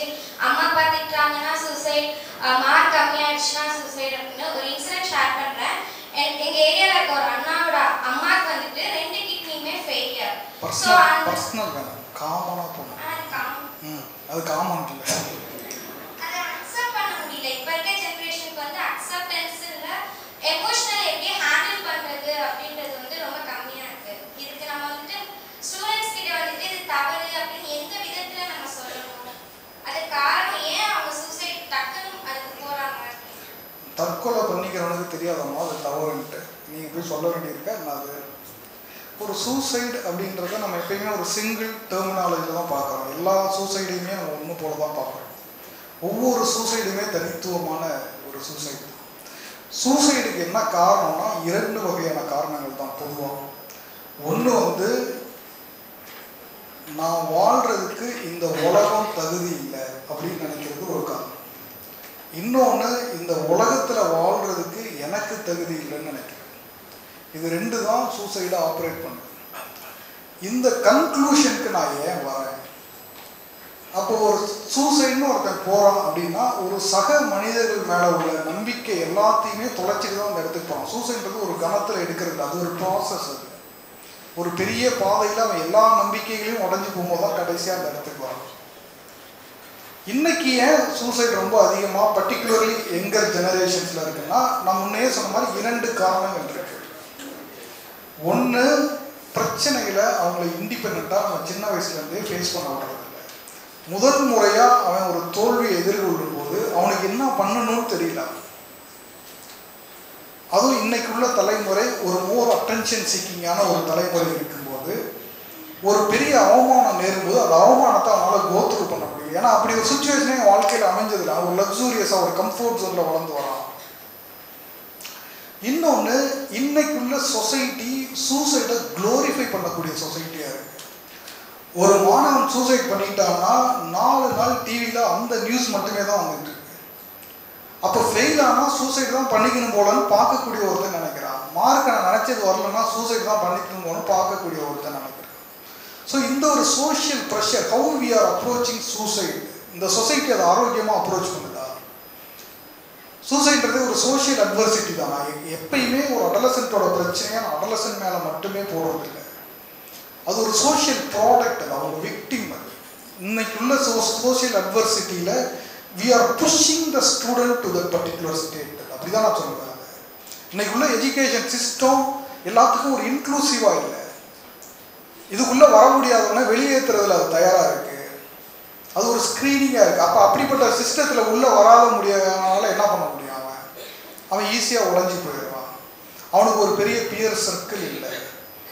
அவனுக்கு ஒரு பெரிய மொராலிட்டி ஐடியாஸ் கிடையாது. அவனோட ஃபேமிலி அந்தளவுக்கு வேல்யூவாக இல்லை. அந்த ஃபேமிலி அவன் வந்து ஒரு மார்க் எடுக்கக்கூடிய ஒருத்தனாகவும் அவங்களோட கனவுகளை நிறைவேற்றக்கூடிய ஒருத்தனாகவும் தான் பார்க்குதே தவிர அவனோட ரத்தமும் சதையும் நிரம்பிய ஒருத்தனாக நம்ம பார்க்குறோம். ஸோ இது மாதிரி மல்டிபிள் ரீசன்ஸ். அதனால் எல்லா சூசைடுமே நம்ம வந்து ஒன்று போடவே அணுக முடியாது. ஒவ்வொன்றுக்கும் இது மாதிரியான பல்வேறு காரணங்கள் நம்ம சொல்லலாம். பட் ஆனால் அவங்க வந்து விக்டிம் தான், அவங்க வந்து பாதிக்கப்பட்டவங்க. அதனால் அவங்க மேலேயே இவங்களுக்கு தைரியம் இல்லை, இவங்களுக்கு மனநிலை சரியில்லை, இவங்களால ஃபேஸ் பண்ண முடியல அப்படின்னு அவங்க மேலேயே அந்த படியை போடக்கூடாது. Because they are victim. அடுத்து குட் ஆஃப்டர்நூன் சார். ஒரு 20-30 வருஷத்துக்கு முன்னாடிலாம் இது மாதிரி ஸ்டூடெண்ட் கவுன்சிலிங் கொடுக்குற ஸ்கீம்லாம் நான் பார்த்ததில்லை. இப்போ வந்து இது அதிகமாக இருக்குது. பேரண்ட்டோட கண்காணிப்பு குறையிறதுனால இது வருதோ அப்படின்னு தோணுது சார். இதை பற்றி உங்களோட கருத்து? பேரண்ட்டோட கண்காணிப்பு அதிகமாகிறதுனால தான் வருதுன்னு ஒரு ரிசர்ச்சே சொல்கிறான். உண்மைதான். அதாவது இந்த கவுன்சிலிங்கிற வார்த்தையே இந்த காலத்தை வர எந்த காலத்துலையுமே நான் பார்த்துருக்க மாட்டோம்னு நினைக்கிறேன். எதுக்கு எடுத்தாலுமே கவுன்சிலிங் தான். அப்போ கவுன்சிலிங் அப்படின்றது அது ஒரு ஐ வாஷிங்கா அப்படின்னு நம்ம பார்க்க வேண்டியது. இப்போ வந்து ஃபார் எக்ஸாம்பிள், இப்போ வந்து ஒரு நீட் எக்ஸாம் வர நேரத்தில் தொடர்ச்சியாக ஸ்டூடெண்ட்ஸ் வந்து சூசைட் பண்ணிக்கிற ட்ரெண்டை நம்ம சமீபத்தில் பார்த்துட்டோம். அப்போ ஒரு ஸ்டேட்டுன்றது ஸ்டேட் கவர்மெண்ட்டை சொல்லுது. ஸ்டேட்னா அரசாங்கம். அப்போ ஒரு ஸ்டேட் என்ன பண்ணணும், இந்த ஒரு எக்ஸாம் நடக்கும்போது மட்டும் தொடர்ச்சியாக இது மாதிரி நடக்குது. அப்போ இந்த எக்ஸாமுக்கும் இந்த சூசைடுக்கும் ஏதாவது தொடர்பு இருக்கா? இருந்துச்சுன்னா நீ வந்து என்ன கேள்வி கேட்குற, ஏன் அவன் பண்ணிக்கல நீ மட்டும் ஏன் பண்ணுறன்னு கேட்குது. ஒரு ஸ்டேட்டோட ரோல் என்னன்னா, யார் வல்னரபிளோ அவங்கள ப்ரொடெக்ட் பண்ணுறது தான் ஸ்டேட்டோட ரோலே. யாருக்கு எல்லாமே இருக்கோ அவனை ப்ரொடெக்ட் பண்ண தேவை. இந்த சொசைட்டியில் யார் மார்ஜினல், இந்த சொசைட்டியில் யார் வல்னரபிள், இந்த சொசைட்டியில் யார் அதிக ஒடுக்குமுறைக்கு உள்ளாகிறாங்க அவனை ப்ரொடெக்ட் பண்ணுறது தான் இந்த ஸ்டேட்டோட ரோல். அப்போ இப்படி ஒரு எக்ஸாமில் இது மாதிரி வல்னரபிள் சொசைட்டியில் இப்படி ஒரு சூசைட் நடக்குதுன்னா அப்போ இந்த எக்ஸாம் வந்து வல்னரபிள் சொசைட்டிக்கு எதிரான ஒன்று அப்படின்றத ஸ்டேட் வந்து ரீகன்சிடர் பண்ணி அப்போ இது தொடர்பான ஒரு ஆராய்ச்சிகளோ எதையாவது பண்ணி அப்போ இதை ரீவிசிட் பண்ணக்கூடியது ஸ்டேட்டோட ரோல் இல்லையா? இது ஒரு பெரிய வேலை ஸ்டேட்டுக்கு. ஆனால் ஸ்டேட்டுக்கு இதில் ஒரு சுலபமான வேலை இருக்குது. என்னன்னா, இதுக்கப்புறம் வருஷம் நாங்கள் ஸ்டூடெண்ட் வந்து கவுன்சிலிங் கொடுக்குறோம், அதன் வழியாக நாங்கள் வந்து தற்கொலையை தடுக்கிறோம். அப்போ வந்து ஸ்டேட் அதோட ரோலை செய்யாமல் இருக்கிறதுக்கு அதுக்காக ஒரு கவுன்சிலிங் கொடுக்குறதுனால பயன் இல்லைன்னு சொல்லலை. நிச்சயமாக தமிழ்நாட்டில் நீட் கவுன்சிலிங்கில் ஏராளமான தற்கொலைகள் வந்து தடுத்து நிறுத்தப்பட்டிருக்கு. அதற்கான டேட்டாஸ்லாம் கூட இருக்குது. பட் ஆனால் அது தீர்வு இல்லை. டெங்கு கொசுவை ஒழிக்கிறது தான் டெங்குக்கு தீர்வே தவிர நீங்கள் டெங்கு வந்ததுக்கப்புறம் அவனுக்கு வந்து பேரஸ்டமால் கொடுக்குறது தீர்வு கிடையாது. அப்போ இப்படி தான் ஒரு ஸ்டேட் ஒரு பிரச்சனை அப்ரோச் பண்ணணும். ஸோ ஒரு சூசைடையே நம்ம இப்படி தான் அப்ரோச் பண்ணோம். ஸோ அதனால தான் நம்ம அப்படி அப்ரோச் பண்ணாமல் இதிலேருந்து டைவர்ட்டிங்காக இதிலேருந்து ஒரு ஐவாஷிங் டெக்னிக்காக நம்ம வந்து கவுன்சிலிங்கை கொடுக்கலாம். அப்படி தான் நான் ஒரு எல்லா இடத்துலையுமே கவுன்சிலிங் அதிகமாக சொல்கிறதுக்கு இதுதான் காரணம். இன்றைக்கி வந்து சமீபத்தில் வந்து ஒரு போலீஸ் பர்சனலுக்கு வந்து ஒரு கவுன்சிலிங் கொடுக்கக்கூடிய ஒரு ப்ராஜெக்ட் வந்து சைன் ஆகிருக்கு. அப்போ ஒரு ஏன் போலீஸ் துறையில் மட்டும் கவுன்சிலிங் கொடுக்கணும், அடுத்து கொஞ்ச நாள் கழித்து டீச்சர்ஸ்க்கு வந்துடுவாங்க. ஏன்னா அதிக ஒடுக்குமுறைகள் போலீஸில் தான் இருக்குது. நீங்கள் வந்து ஒரு 20 வயசு 25 வயசு ஒரு எஸ்ஐ வந்து 60 வயசு கான்ஸ்டபிளாக வாடான்னு சொல்லலாம். வேறு எந்த துறையிலுமே இது நடக்குது. ஸோ இது மாதிரி பயங்கர ஒரு டிஸ்கிரிமினேஷன், பயங்கர ஒரு எக்ஸ்ப்ளாய்டேஷன் அங்கே அதிகமாக இருக்குது. அப்போ இந்த எக்ஸ்ப்ளாய்டேஷனை சரி பண்ண அந்த ஸ்டேட் தயாராக இருக்கா இல்லையா? கவுன்சிலிங் கொடுக்குது. இந்த நோக்கத்தில் தான் கவுன்சிலிங் வந்து இன்றைக்கி ஒரு மார்க்கெட்டிங் பண்ணிக்கிட்டு இருக்கப்படுதுன்னு நினைக்கிறேன். Good morning sir. Revathi Tamil துறையிலேருந்து சார். இப்போ வந்து ஒரு ஆசிரியர் இந்த பள்ளியில் ஒர்க் பண்ணுறோன்னு வச்சுக்கோங்க, ஆசிரியராக நான் இருக்கேன். இப்போ என்னுடைய மகளும் வந்து இந்த பள்ளியில் தான் படிக்கிறாங்க. இது ஒரு பொதுவான கொஸ்டினாக தான் நான் கேட்பேன். ஆனால் வந்து இப்போ அவங்களுக்கு நான் வந்து ஒரு வகுப்பாசிரியராக இருக்கலாமா இருக்கக்கூடாது? வகுப்புல இருக்கும்போது நீங்கள் வகுப்பாசிரியராக இருக்கலாம், வீட்டுக்கு போனதுக்கப்புறம் வகுப்பாசிரியராக. கரெக்டுங்க சார். இப்போ வந்து ஆனால் வந்து வகுப்பாசிரியராக இருக்கும்போது நான் நிறைய பிரச்சனைகளை சந்திச்சிருக்கேன். நானே கிளாஸ் டீச்சராக இருக்கும்போது, ஏன்னா என் பொண்ணு என் கிளாஸில் வந்துருந்து எல்லாரும் சொன்னாங்க வகுப்பாசிரியராக இருக்கிறது சரி இருக்காது அப்படின்னு. ஏன் இருந்தால் என்ன, இருக்க முடியாமல் போயிடுமா அப்படின்னு சொல்லி 1 இயரை முடிச்சுட்டு வந்துட்டேன். 2 இயர் 12th முடிச்சுட்டாங்க. ஆனால் இருக்கும்போது நிறைய பிரச்சனைகள், என்ன பிரச்சனைகள்லாம் பிள்ளைங்க வந்து சந்திக்கிறாங்க அப்படின்றத நான் தெரிஞ்சுக்க வந்துருச்சு. கிளாஸில் வகுப்பில் தனிப்பட்ட பிரச்சனைகள் பேச வேணாங்க. இல்லை சார், ஒரு பொதுவான ஒரு டிஸ்கஷன் தான் நம்ம பேசணும் இல்லையா? ஒரு இண்டிவிஜுவல் கிரீவியன்சஸ் மாதிரி ஆகிடுது. இல்லை சார், நான் எதுக்காக இது சொல்ல வந்தேன்னா ஒரு ஆசிரியராக வந்து நம்ம எந்த இடத்துலையும் சமாளிக்கலாம், பெற்றோராக இருந்து சமாளிக்கலாம் சார். இல்லை, நான் வந்து என்ன சொல்கிறேன்னா, வகுப்பில் நீங்கள் வகுப்பாசிரியராக இருக்கணும்னு சொல்கிறேன் இல்லையா? ஆனால் ஒரு பெற்றோரால் வகுப்பில் வகுப்பாசிரியராக மட்டும் இருக்கவே முடியாது. அவங்க எவ்வளோதான் முயற்சி செஞ்சாலும் எங்கேயாவது ஒரு இடத்துல தவறு இழைக்க வாய்ப்புகள் இருக்குது. நிச்சயமாக அது வந்து சாத்தியம் இல்லாத ஒன்று தான். அதனால் முடிஞ்ச வரைக்கும் அதை தவிர்க்க முயற்சி பண்ணலாம். பட் அந்த காலத்துலலாம் அப்படி கிடையாது. இப்போ என்னோட மாமனார் மாமியார் 2 பேருமே கவர்மெண்ட் டீச்சர் தான். என் ஒய்ஃப் வந்து அவங்க கூட தான் படித்தவங்க வளர்ந்தாங்க. வேறு வழி இல்லாத சூழலில் நம்ம ஏற்றுக்கலாம். பட் வாய்ப்பு இருக்கிற நேரத்தில் அதை தவிர்க்கிறது நல்லது. Okay sir, thank you sir. Good afternoon sir. Good afternoon sir. Good afternoon. இங்கே சார், இப்போ பார்த்தோன்னா நம்ம அம்மாக்கள் படிக்கிறப்ப அவங்களுக்கு ஏற்ற டிஸ்ட்ராக்ஷன்ஸ் இருந்தது. இப்போ நாங்கள் படிக்கிறப்ப டிவி, கிரிக்கெட் அந்த மாதிரி டிஸ்ட்ராக்ஷன்ஸ் இருந்தது. இப்போ இருக்க பசங்களுக்கு சோஷியல் மீடியா அந்த மாதிரி இருக்குது. ஸோ எல்லா டைம் பீரியட்லேயும் ஒவ்வொரு டிஸ்ட்ராக்ஷன்ஸ் இருக்க தான் செய்யுது. நம்ம தான் அதை ரொம்ப சீரியஸாக இருக்கணும், பசங்களை ரொம்ப மானிட்டர் பண்ணுறோமோ அப்படின்னு தோணுது. நம்மளோட எக்ஸ்ட்ரா இதனால அவங்கள கொஞ்சம் ப்ரெஷரைஸ் பண்ணிடுறோமோன்னு தோணுது. அதுக்கு உங்கள் சஜஷன்? கரெக்டு தான் ஒரு வகையில் பார்த்தா. பட் ஆனால் வந்து என்னென்னா, இப்போ வந்து நான் வந்து என் காலேஜில் நான் ப்ரொஃபஸராக இருக்கேன். என்னோடய பிஜி ஸ்டூடெண்ட்லாம் யாருமே டெக்ஸ்ட் புக்கே படிக்கிறது கிடையாது. எல்லாரும் ஏதாவது ஒரு கேள்வின்னா உடனடியாக நெட்டில் தான் படிக்கிறோம். பரீட்சைக்கு கூட நெட்டில் தான் படிக்கிறோம்.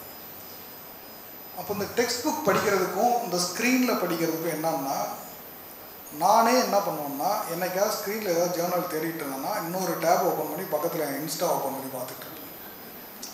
அந்த காலத்துலேயுமே டைவர்ஷன் இருந்தது. ஒரு கிரிக்கெட் விளையாடணும்னா நீங்கள் கிளம்பி கிரிக்கெட் விளையாடுற இடத்துக்கு நீங்கள் போகணும். இங்கே வந்து கையிலேயே இருக்குது. அதுவும் நீங்கள் இந்த டைவர்ஷனை வந்து நீங்கள் கிரிக்கெட்டை வந்து நீங்கள் படிக்கிற நேரத்தில் பண்ணுறது இல்லை இல்லையா? பட் நீங்கள் ஸ்க்ரீனை நீங்கள் படிக்கிற நேரத்துலேயே பண்ணுறீங்க. அப்போ சைமல்டேனியஸாக நம்ம அந்த டிஸ்ட்ராக்ஷன்ஸ் இருந்துக்கிட்டே இருக்கு. அப்போ ஈஸியாக நம்ம அதில் டைவர்ட் ஆகிடும். அதனால தான் ஸ்க்ரீன் ரீடிங்கில் ஒரு கான்சன்ட்ரேஷன் குறையிறதுக்கு முக்கியமான காரணம் என்னென்னா, ஒரு டெக்ஸ்ட் புக் அளவுக்கு அதை அவங்களாம் கான்சன்ட்ரேஷனாக படிக்கிறதுக்கு காரணம்னா ஈஸியாக நீங்கள் டைவர்ட் ஆகிருங்க ஸ்க்ரீனில். ஏன்னா அது கையிலே இல்லை, ஈஸி அக்சசிபிலிட்டி இல்லையா? அது ஒரு முக்கியமான காரணம். Sir, Greeshma KG department. இப்போ நீங்கள் ஒரு கான்செப்ட் ஒன்று சொல்லுங்கள் சார், ஹியர் அண்ட் நவ் அப்படிங்கிற ஒரு கான்செப்ட் பார்த்தீங்கன்னா சார், இப்போ வந்து மோஸ்ட் ஆஃப் த பேரண்ட்ஸ் வந்து பார்த்தீங்க அப்படின்னு சொன்னால் ஹியர் அண்ட் ஒரு கான்செப்டை வந்து சப்போர்ட் பண்ணுற பேரண்ட்ஸ் தான். ஏன்னா நம்ம பட்ட கஷ்டம் வந்து நம்ம குழந்தைங்க படக்கூடாது அப்படிங்கிறதுக்காக நிறைய பேரண்ட்ஸ் வந்து இப்போ அப்படி தான் நடந்துக்கிறாங்க. இப்போ நான் என்ன கேட்குறேன் அப்படின்னா, இப்போ அதனால அந்த குழந்தைங்களால ஃபியூச்சரில் தோல்வியை அக்செப்ட் பண்ணிக்க முடியாது அப்படிங்கிறத நீங்கள் சொல்கிறத நான் அக்செப்ட் பண்ணிக்கிறேன். பட் இப்போ நம்ம வந்து அதுக்காக நம்ம வந்து அந்த குழந்தைங்களுக்கு வந்து இல்லை இது உனக்கு கிடையாது அப்படின்னு நம்ம சொன்னோம்னா, இப்போ சொசைட்டியில் மற்ற பேரண்ட்ஸ்லாம் அந்த குழந்தைங்களுக்கு செய்யும்போது அவங்கெல்லாம் செய்கிறாங்கல்ல, ஏன் நீ எங்களுக்கு செய்ய மாட்டேங்கிற அப்படின்னு ஒரு பேரண்ட் ஒரு குழந்தை கேட்கலாம்ல.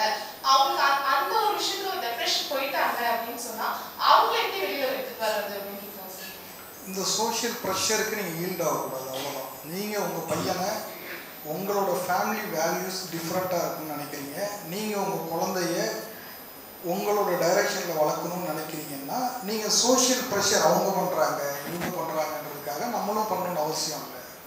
எது சரி எது தவறு அப்படின்றத ஒவ்வொருத்தருக்கும் டிஃபர் ஆகுது இல்லையா? அப்போ வந்து நான் தான் அதை முடிவு பண்ணுறேன். ஸோ நீங்கள் இதை இன்றைக்கி உங்களால் அந்த ப்ரெஷரை ஈல்ட் பண்ண சமாளிக்க முடியல, இந்த ப்ரெஷருக்கு நீங்கள் ஈல்ட் ஆகிருக்குன்னா நாளைக்கு அதை ஒரு மிக மோசமான பின்விளைவுகள் ஏற்படும் போது அந்த பசங்க நல்லா இருக்கிறாங்க, இவன் மட்டும் பாதிக்கப்படுறதுக்கும் வாய்ப்பு இருக்கு இல்லையா? ஸோ எவ்ரி இண்டிவிஜுவல் டிஃப்ரென்ஸ் நான் சொல்கிறேன் இல்லையா? அப்போ அதனால் ஒரு இந்த டைரெக்ஷனில் தான் நான் வளர்க்க நினைக்கிறேன். அவன் வந்து எல்லா பிரச்சனையுமே இண்டிபெண்ட்டாக சந்திக்கணும்னு நினைக்கிறேன். இது நான் முன்னே சொன்னேன், இது ஒரு ஐடியல் தான். நானே கூட அப்படி இதில் இல்லைன்னு சொல்லுவாங்க. பட் ஆனால் அப்படி இருக்க நான் முயற்சி பண்ணும்போது தான் இது மாதிரியான ஒரு அட்வர்ஸ் கான்சிக்வன்சஸை வி கேன் ப்ரிவெண்ட். நான் வந்து இதெல்லாம் தவிர்க்கிற வழிமுறைகளை நான் சொல்கிறேனே தவிர இதை செய்கிறது செய்யாதது அவங்க பண்ணுறாங்க அது ஏன் செய்யக்கூடாதுன்னு கேட்குறதெல்லாம் அது நம்மளோட நம்மளால் ஆக்சுவலாக என்ன இதில் பிரச்சனைன்னா உங்களுக்கே கூட அதை செய்யணும்னு பிடிக்காது. பட் ஆனால் உங்களால் செய்யாமல் இருக்க முடியாது. அந்த இடத்துல நீங்கள் ஈல்ட் ஆகிடுறீங்க. அந்த இடத்துல அவன் மேலேயும் அதுக்கு பழியை போட்டுருவாங்க. நம்ம நினச்சா அதை பண்ணலாம். ஸோ இது ஒரு ஐடியல் ஸ்டாண்டர்ட்னு நான் சொல்லிட்டேன், இதெல்லாம் தான் இது காரணம்னு சொல்கிறேன் அப்படின்னா அந்த ஐடியலாக இருக்க முடியலனா கூட அதை நோக்கி போக நம்ம முயற்சி பண்ணலாம். அதுக்கு நிறையா தடைகள் இருக்கும், அதுக்கு நிறையா வெளி ப்ரெஷர் இருக்கும். பட் அதெல்லாம் நான் இல்லைன்னு நான் நிராகரிக்க மாட்டேன். பட் அதெல்லாம் மீறி தான் நம்ம அதை செஞ்சாகணும். வணக்கம் சார், சுற்றானா டிபார்ட்மெண்ட் ஆஃப் கேஜி. இப்போ நீங்கள் சொன்ன மாதிரி தான் சார், இப்போ பேரண்ட்ஸ் வந்து ஒரு கம்போர்ட் ஜோனை, ஒரு நல்ல கம்போர்ட் ஜோனையே வந்து குழந்தைங்களுக்கு நல்லா உருவாக்கி கொடுத்துட்றாங்க. இப்போ அந்த குழந்தைங்க அதே குழந்தைங்க வந்து இப்போ நம்ம ஸ்கூலுக்கு அப்படின்னு வரும்போது இப்போ அது வந்து ஒரு காமன் பிளேஸ், எல்லாருக்கும் பொதுவான ஒரு இடம் தான். ஸோ அந்த குழந்தைங்களை வந்து ஸ்கூலில் இன்னும் அந்த கம்போர்ட் ஜோனில் குழந்தை வந்து ஒரே ஒரு குழந்தையா இருக்குன்னா அது இன்னுமே அந்த குழந்தைக்கு ஒரு அட்வான்டேஜாக இருக்கும். ஒன்று அது மோஸ்ட் என்ன ஆயிடுச்சுன்னா யார் கூடயுமே பழகாம கொஞ்சம் நீங்க சொல்ற மாதிரி சோசியல் டிஸ்கனெக்ட் ஆகி தனியா இருக்காங்க. நம்மளே வந்து கம்பல் பண்ணி நீங்க எல்லா கூடயும் ஃப்ரெண்ட்ஸா இருக்கணும் அப்படின்னா தான் ஓரளவு ஒரு ஸ்டெப் எடுத்து வைக்கிறாங்க. இல்ல அப்படின்னா இன்னும் வந்து அதே அந்த குழந்தை வந்து வீட்டுல வந்து அவங்க அம்மா அப்பா கூட எப்படி விளையாண்டுட்டே இருக்கிற குழந்தை, இல்ல அவங்களுடைய சப்போர்ட்டை எதிர்பார்த்துட்டே இருக்கிற குழந்தை அப்படின்னா பக்கத்துல இருக்கிற மற்ற குழந்தைங்களே வந்து அவங்க டிஸ்டர்ப் பண்ண ஆரம்பிச்சிடுறாங்க. ஸோ இந்த இஷ்யூ எப்படி சார் ஃபேஸ் பண்ணுங்க? எல்லா இஷ்யூவுமே என் தலையில் கட்டிடுறதா? இதெல்லாம் நீங்கள் தான் டீல் பண்ணணும். ஒரு கோலை செட் பண்ணி கொடுக்குறேன், அதுக்கு ஏற்ற மாதிரி நீங்கள் தான் போட்டு டீல் பண்ணணும் அதை. ஸோ அதற்குரிய வரைமுறைகளை நம்ம அதான் சொல்கிறேன், அ டீச்சராக நான் எப்படி இருக்கும்னு நான் நினைக்கிறேன். அப்போ ஒரு ஐடியல் டீச்சரோட வேலை என்ன, அதையும் நான் டிஃபைன் பண்ணுறது. அப்போ ஒரு ஐடியல் டீச்சராக இந்த சுச்சுவேஷனில் நான் என்ன பண்ணணும். So likewise we have to think. அதுதான் கனவு ஆசிரியரை நோக்கியே அதுதான். ஸோ இந்த செஷன்லாம் முடியும் போது என்னன்னா நீங்கள் ஒரு விஷயம் பண்ணுறீங்கன்னா அப்போ ஒரு ஐடியலாக இது ஒரு ஐடியலிஸ்டிக்காக இருக்கா, இல்லை ஐடியலிஸ்டிக்கில் எவ்வளோ தூரம் இது அது பக்கத்தில் இருக்குது. அப்போ ஒரு ஐடியலிஸ்டிக் டீச்சராக நான் அந்த இடத்துல எப்படி நடந்துக்கிறது, இதெல்லாம் நீங்கள் தான் இன்ட்ரோஸ்பெக்ட் பண்ணணும். ஒவ்வொரு பிரச்சனைக்கும் அப்புறம் என்னையே கூப்பிட்டுருப்பீங்களா மெட்ராஸ்லேருந்து? கேள்விகளை முடிஞ்ச வரைக்கும் ஒரு சுருக்கமாக கேள்வி பார்ப்போம். கேள்வியை நான் பேசுகிற அளவு ஒரு பெரிய லெக்சராக இருக்கு. வணக்கம் sir, I Marthi from the department of English. இப்போ உள்ள ஸ்டூடெண்ட்ஸ் மத்தியில் வந்து அப்யூசிவ் வேர்ட்ஸ் யூஸ் பண்ணுறது வந்து ரொம்பவே அதிகமாக இருக்குது சார். அது மட்டும் இல்லாமல் ஃப்ளர்டேஷியஸ் டாக்ஸுமே ரொம்ப அதிகமாக இருக்குது. இது வந்து பேரண்ட்ஸ் அவங்க எங்கேருந்து கற்றுக்குறாங்க அப்படிங்கிறது தெரியல. இங்கே வந்து நம்ம ஐடென்டிஃபை பண்ணி பேரண்ட்ஸ் கிட்ட அதை பற்றி நம்ம பேசும்போது அவங்களே ஷாக் ஆகுறாங்க. இது மாதிரியெல்லாம் நடக்குதா, எங்களுக்கு இது வரைக்கும் இந்த மாதிரியான விஷயங்கள் நாங்கள் பார்த்தது இல்லை வீட்டில் அப்படிங்கிற மாதிரி. அந்த ஒரு பையன் இப்படி இந்த மாதிரி ஒரு நாட்டியா இருக்கான் அப்படின்னா ரெண்டு சேர்ந்து இன்னும் 4 பசங்களை வந்து கெடுக்கிறாங்க இந்த நேம் ஆஃப் ஃப்ரெண்ட்ஷிப். ஸோ இந்த மாதிரி இந்த ட்ராக் மாதிரி மாறி போகிற பசங்களை எப்படி அவுட் ஆஃப் திங்க் பாருங்க.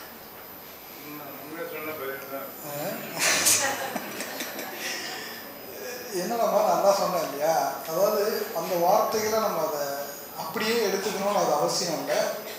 இன்னொன்று வந்து இது மாதிரியான நிறைய ஒரு இலிசிட் பிஹேவியர்ஸ் குழந்தைங்களுக்கு இருக்கு இல்லையா, அது பியர் ப்ரெஷராக கூட இருக்கலாம், இல்லை இவன் கூட இன்னொரு பியரை போய் ப்ரெஷர் பண்ணலாம். பட் ஆனால் வந்து ஒரு டீச்சராக பேரண்ட்டாக வந்து நம்ம எவ்வளோ தூரம் ஒரு வெளிப்படைத்தன்மையோட இது அணுகிறோம். இந்த பிரச்சனை ஏதாவது ஒரு பிரச்சனை சிக்கிக்கும் போது இது வந்து சொன்னால் இவங்க நம்மளை புரிஞ்சுக்குவாங்க அப்படின்ற ஒரு டிரான்ஸ்பரன்சியை நீங்கள் மெயின்டைன் பண்ணிங்கன்னா இதனால் நாளைக்கு ஏதாவது ஒரு பிரச்சனை வந்தால் கூட வந்து உங்கள்கிட்ட சொல்லிடுவாங்க. பட் நம்ம என்ன பண்ணுவோம்னா இது மாதிரி என்னைக்காவது ஒரு நாள் அதிசயமாக அவன் சொல்கிறான்னு வச்சுக்கோங்க, நம்ம என்ன பண்ணுறோம், இப்படிலாம் நீ பண்ணிகிட்டு இருக்கியா, இதுதான் எப்படியா ஸ்கூலுக்கு பண்ணுறீங்க, உங்களை ஸ்கூலை மாற்றுறேன் அதை மாற்றுறேன், இந்த மாதிரி நம்ம கடுமையாக நடக்கும்போது என்ன பண்ணுவோம், நாளைக்கு ஏதாவது ஒரு பிரச்சனைனா நம்ம கிட்ட சொல்ல மாட்டோம். அதனால் இன்னைக்குள்ள அடலசென்ட்டோட ஒவ்வொரு விஷயத்தையுமே நீங்கள் கண்ட்ரோல் பண்ணால் நினச்சிங்கன்னா எதையுமே கண்ட்ரோல் பண்ண முடியாது. ஒரு கட்டத்தில் அங்கே போயிடும் கையை விட்டு. சில விஷயங்களை நீங்கள் அவன் போக்குள்ள தான் விட்டாகணும், சில விஷயங்களில் நீங்கள் உங்கள் இதுக்கு அவனை எடுத்துகிட்டு வரணும். எந்த விஷயங்களில் அவன் போக்கில் விடுவீங்க, எந்த விஷயங்களில் உங்கள் இதுக்கு எடுத்துகிட்டு வரீங்கன்றது தான் இதில் முக்கியமே.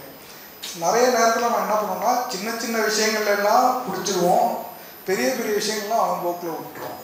ஸோ அதனால் எதில் விடுறோம் எதில் பிடிக்கிறோன்றது தான் இருக்குது. அது மாதிரி சின்ன எல்லாத்தையுமே நம்மளால் கண்ட்ரோல் பண்ண முடியாது. இதெல்லாமே அதான் சொன்னேன், இதெல்லாம் நியூ ஜெனரேஷன் அடலசன்ட்டோட பிஹேவியர்.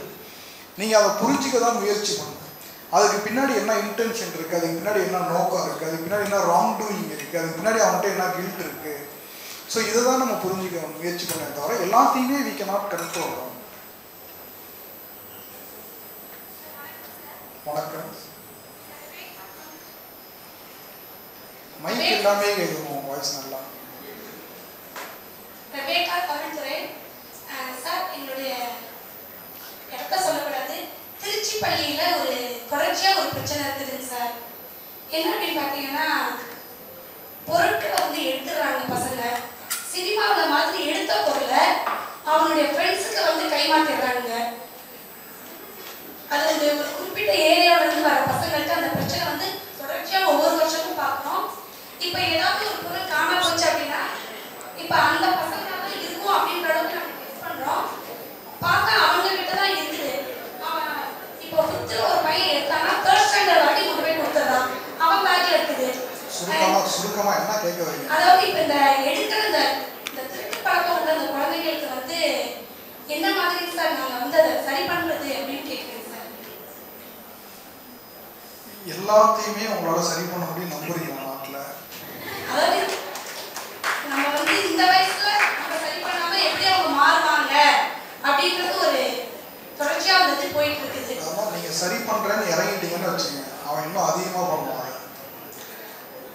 குழந்தைங்க தவறு பண்ணுறதுன்றது அன்காமன் கிடையாது, நிறைய இடத்துல பண்ணுறது தான். பட் ஒரு தவறு ஒரு குழந்தை பண்ணும்போது தவறு பண்ணுறவன் கில்ட்டை உருவாக்க வேண்டியது தான் நம்ம வேலை. குற்ற உணர்ச்சியை மட்டும்தான் நம்மளால் உருவாக்க முடியும் எந்த ஒரு விஷயத்துலையுமே. அந்த குற்ற உணர்ச்சியை நீங்கள் எப்படி உருவாக்க போறீங்க? அஸ் அ டீச்சரா, அஸ் அ பேரண்டா? அப்போ ஒரு குழந்தை நான் ஒரு விஷயம் ஒருத்தனை போய் நான் அடிச்சிட்டேன், நான் அடித்ததுக்காக நான் கவலைப்படுறேன், ஒருத்தனை போய் அடித்ததுக்காக நான் சாரி கேட்குறேன், அந்த கில்ட்டை எப்படி உருவாக்க போறீங்க? அந்த கில்ட்டு தான் அவனை காப்பாற்றும். ஏன்னா சொசைட்டி நீங்கள் நினைக்கிற மாதிரி ஒரு ஆரோக்கியமான சொசைட்டி இல்லை, ஒரு மோசமான சொசைட்டியில் தான் அவன் குழந்தைங்க வளர்க்க வேண்டியது. அப்போ இந்த சொசைட்டியில் அவன் வந்து ஒரு நல்ல மனிதனாக வளரணும்னா அவனுக்குள்ள ஒரு கில்ட்டை உருவாக்கணும். அந்த ஒரு அறத்தை நீங்கள் எப்படி அவனுக்குள்ள உருவாக்க போறீங்க? அந்த டைரக்ஷனில் தான் நம்ம யோசிக்கணுமே தவிர ஒவ்வொரு பிஹேவியருமே உங்களால் போய் கண்ட்ரோல்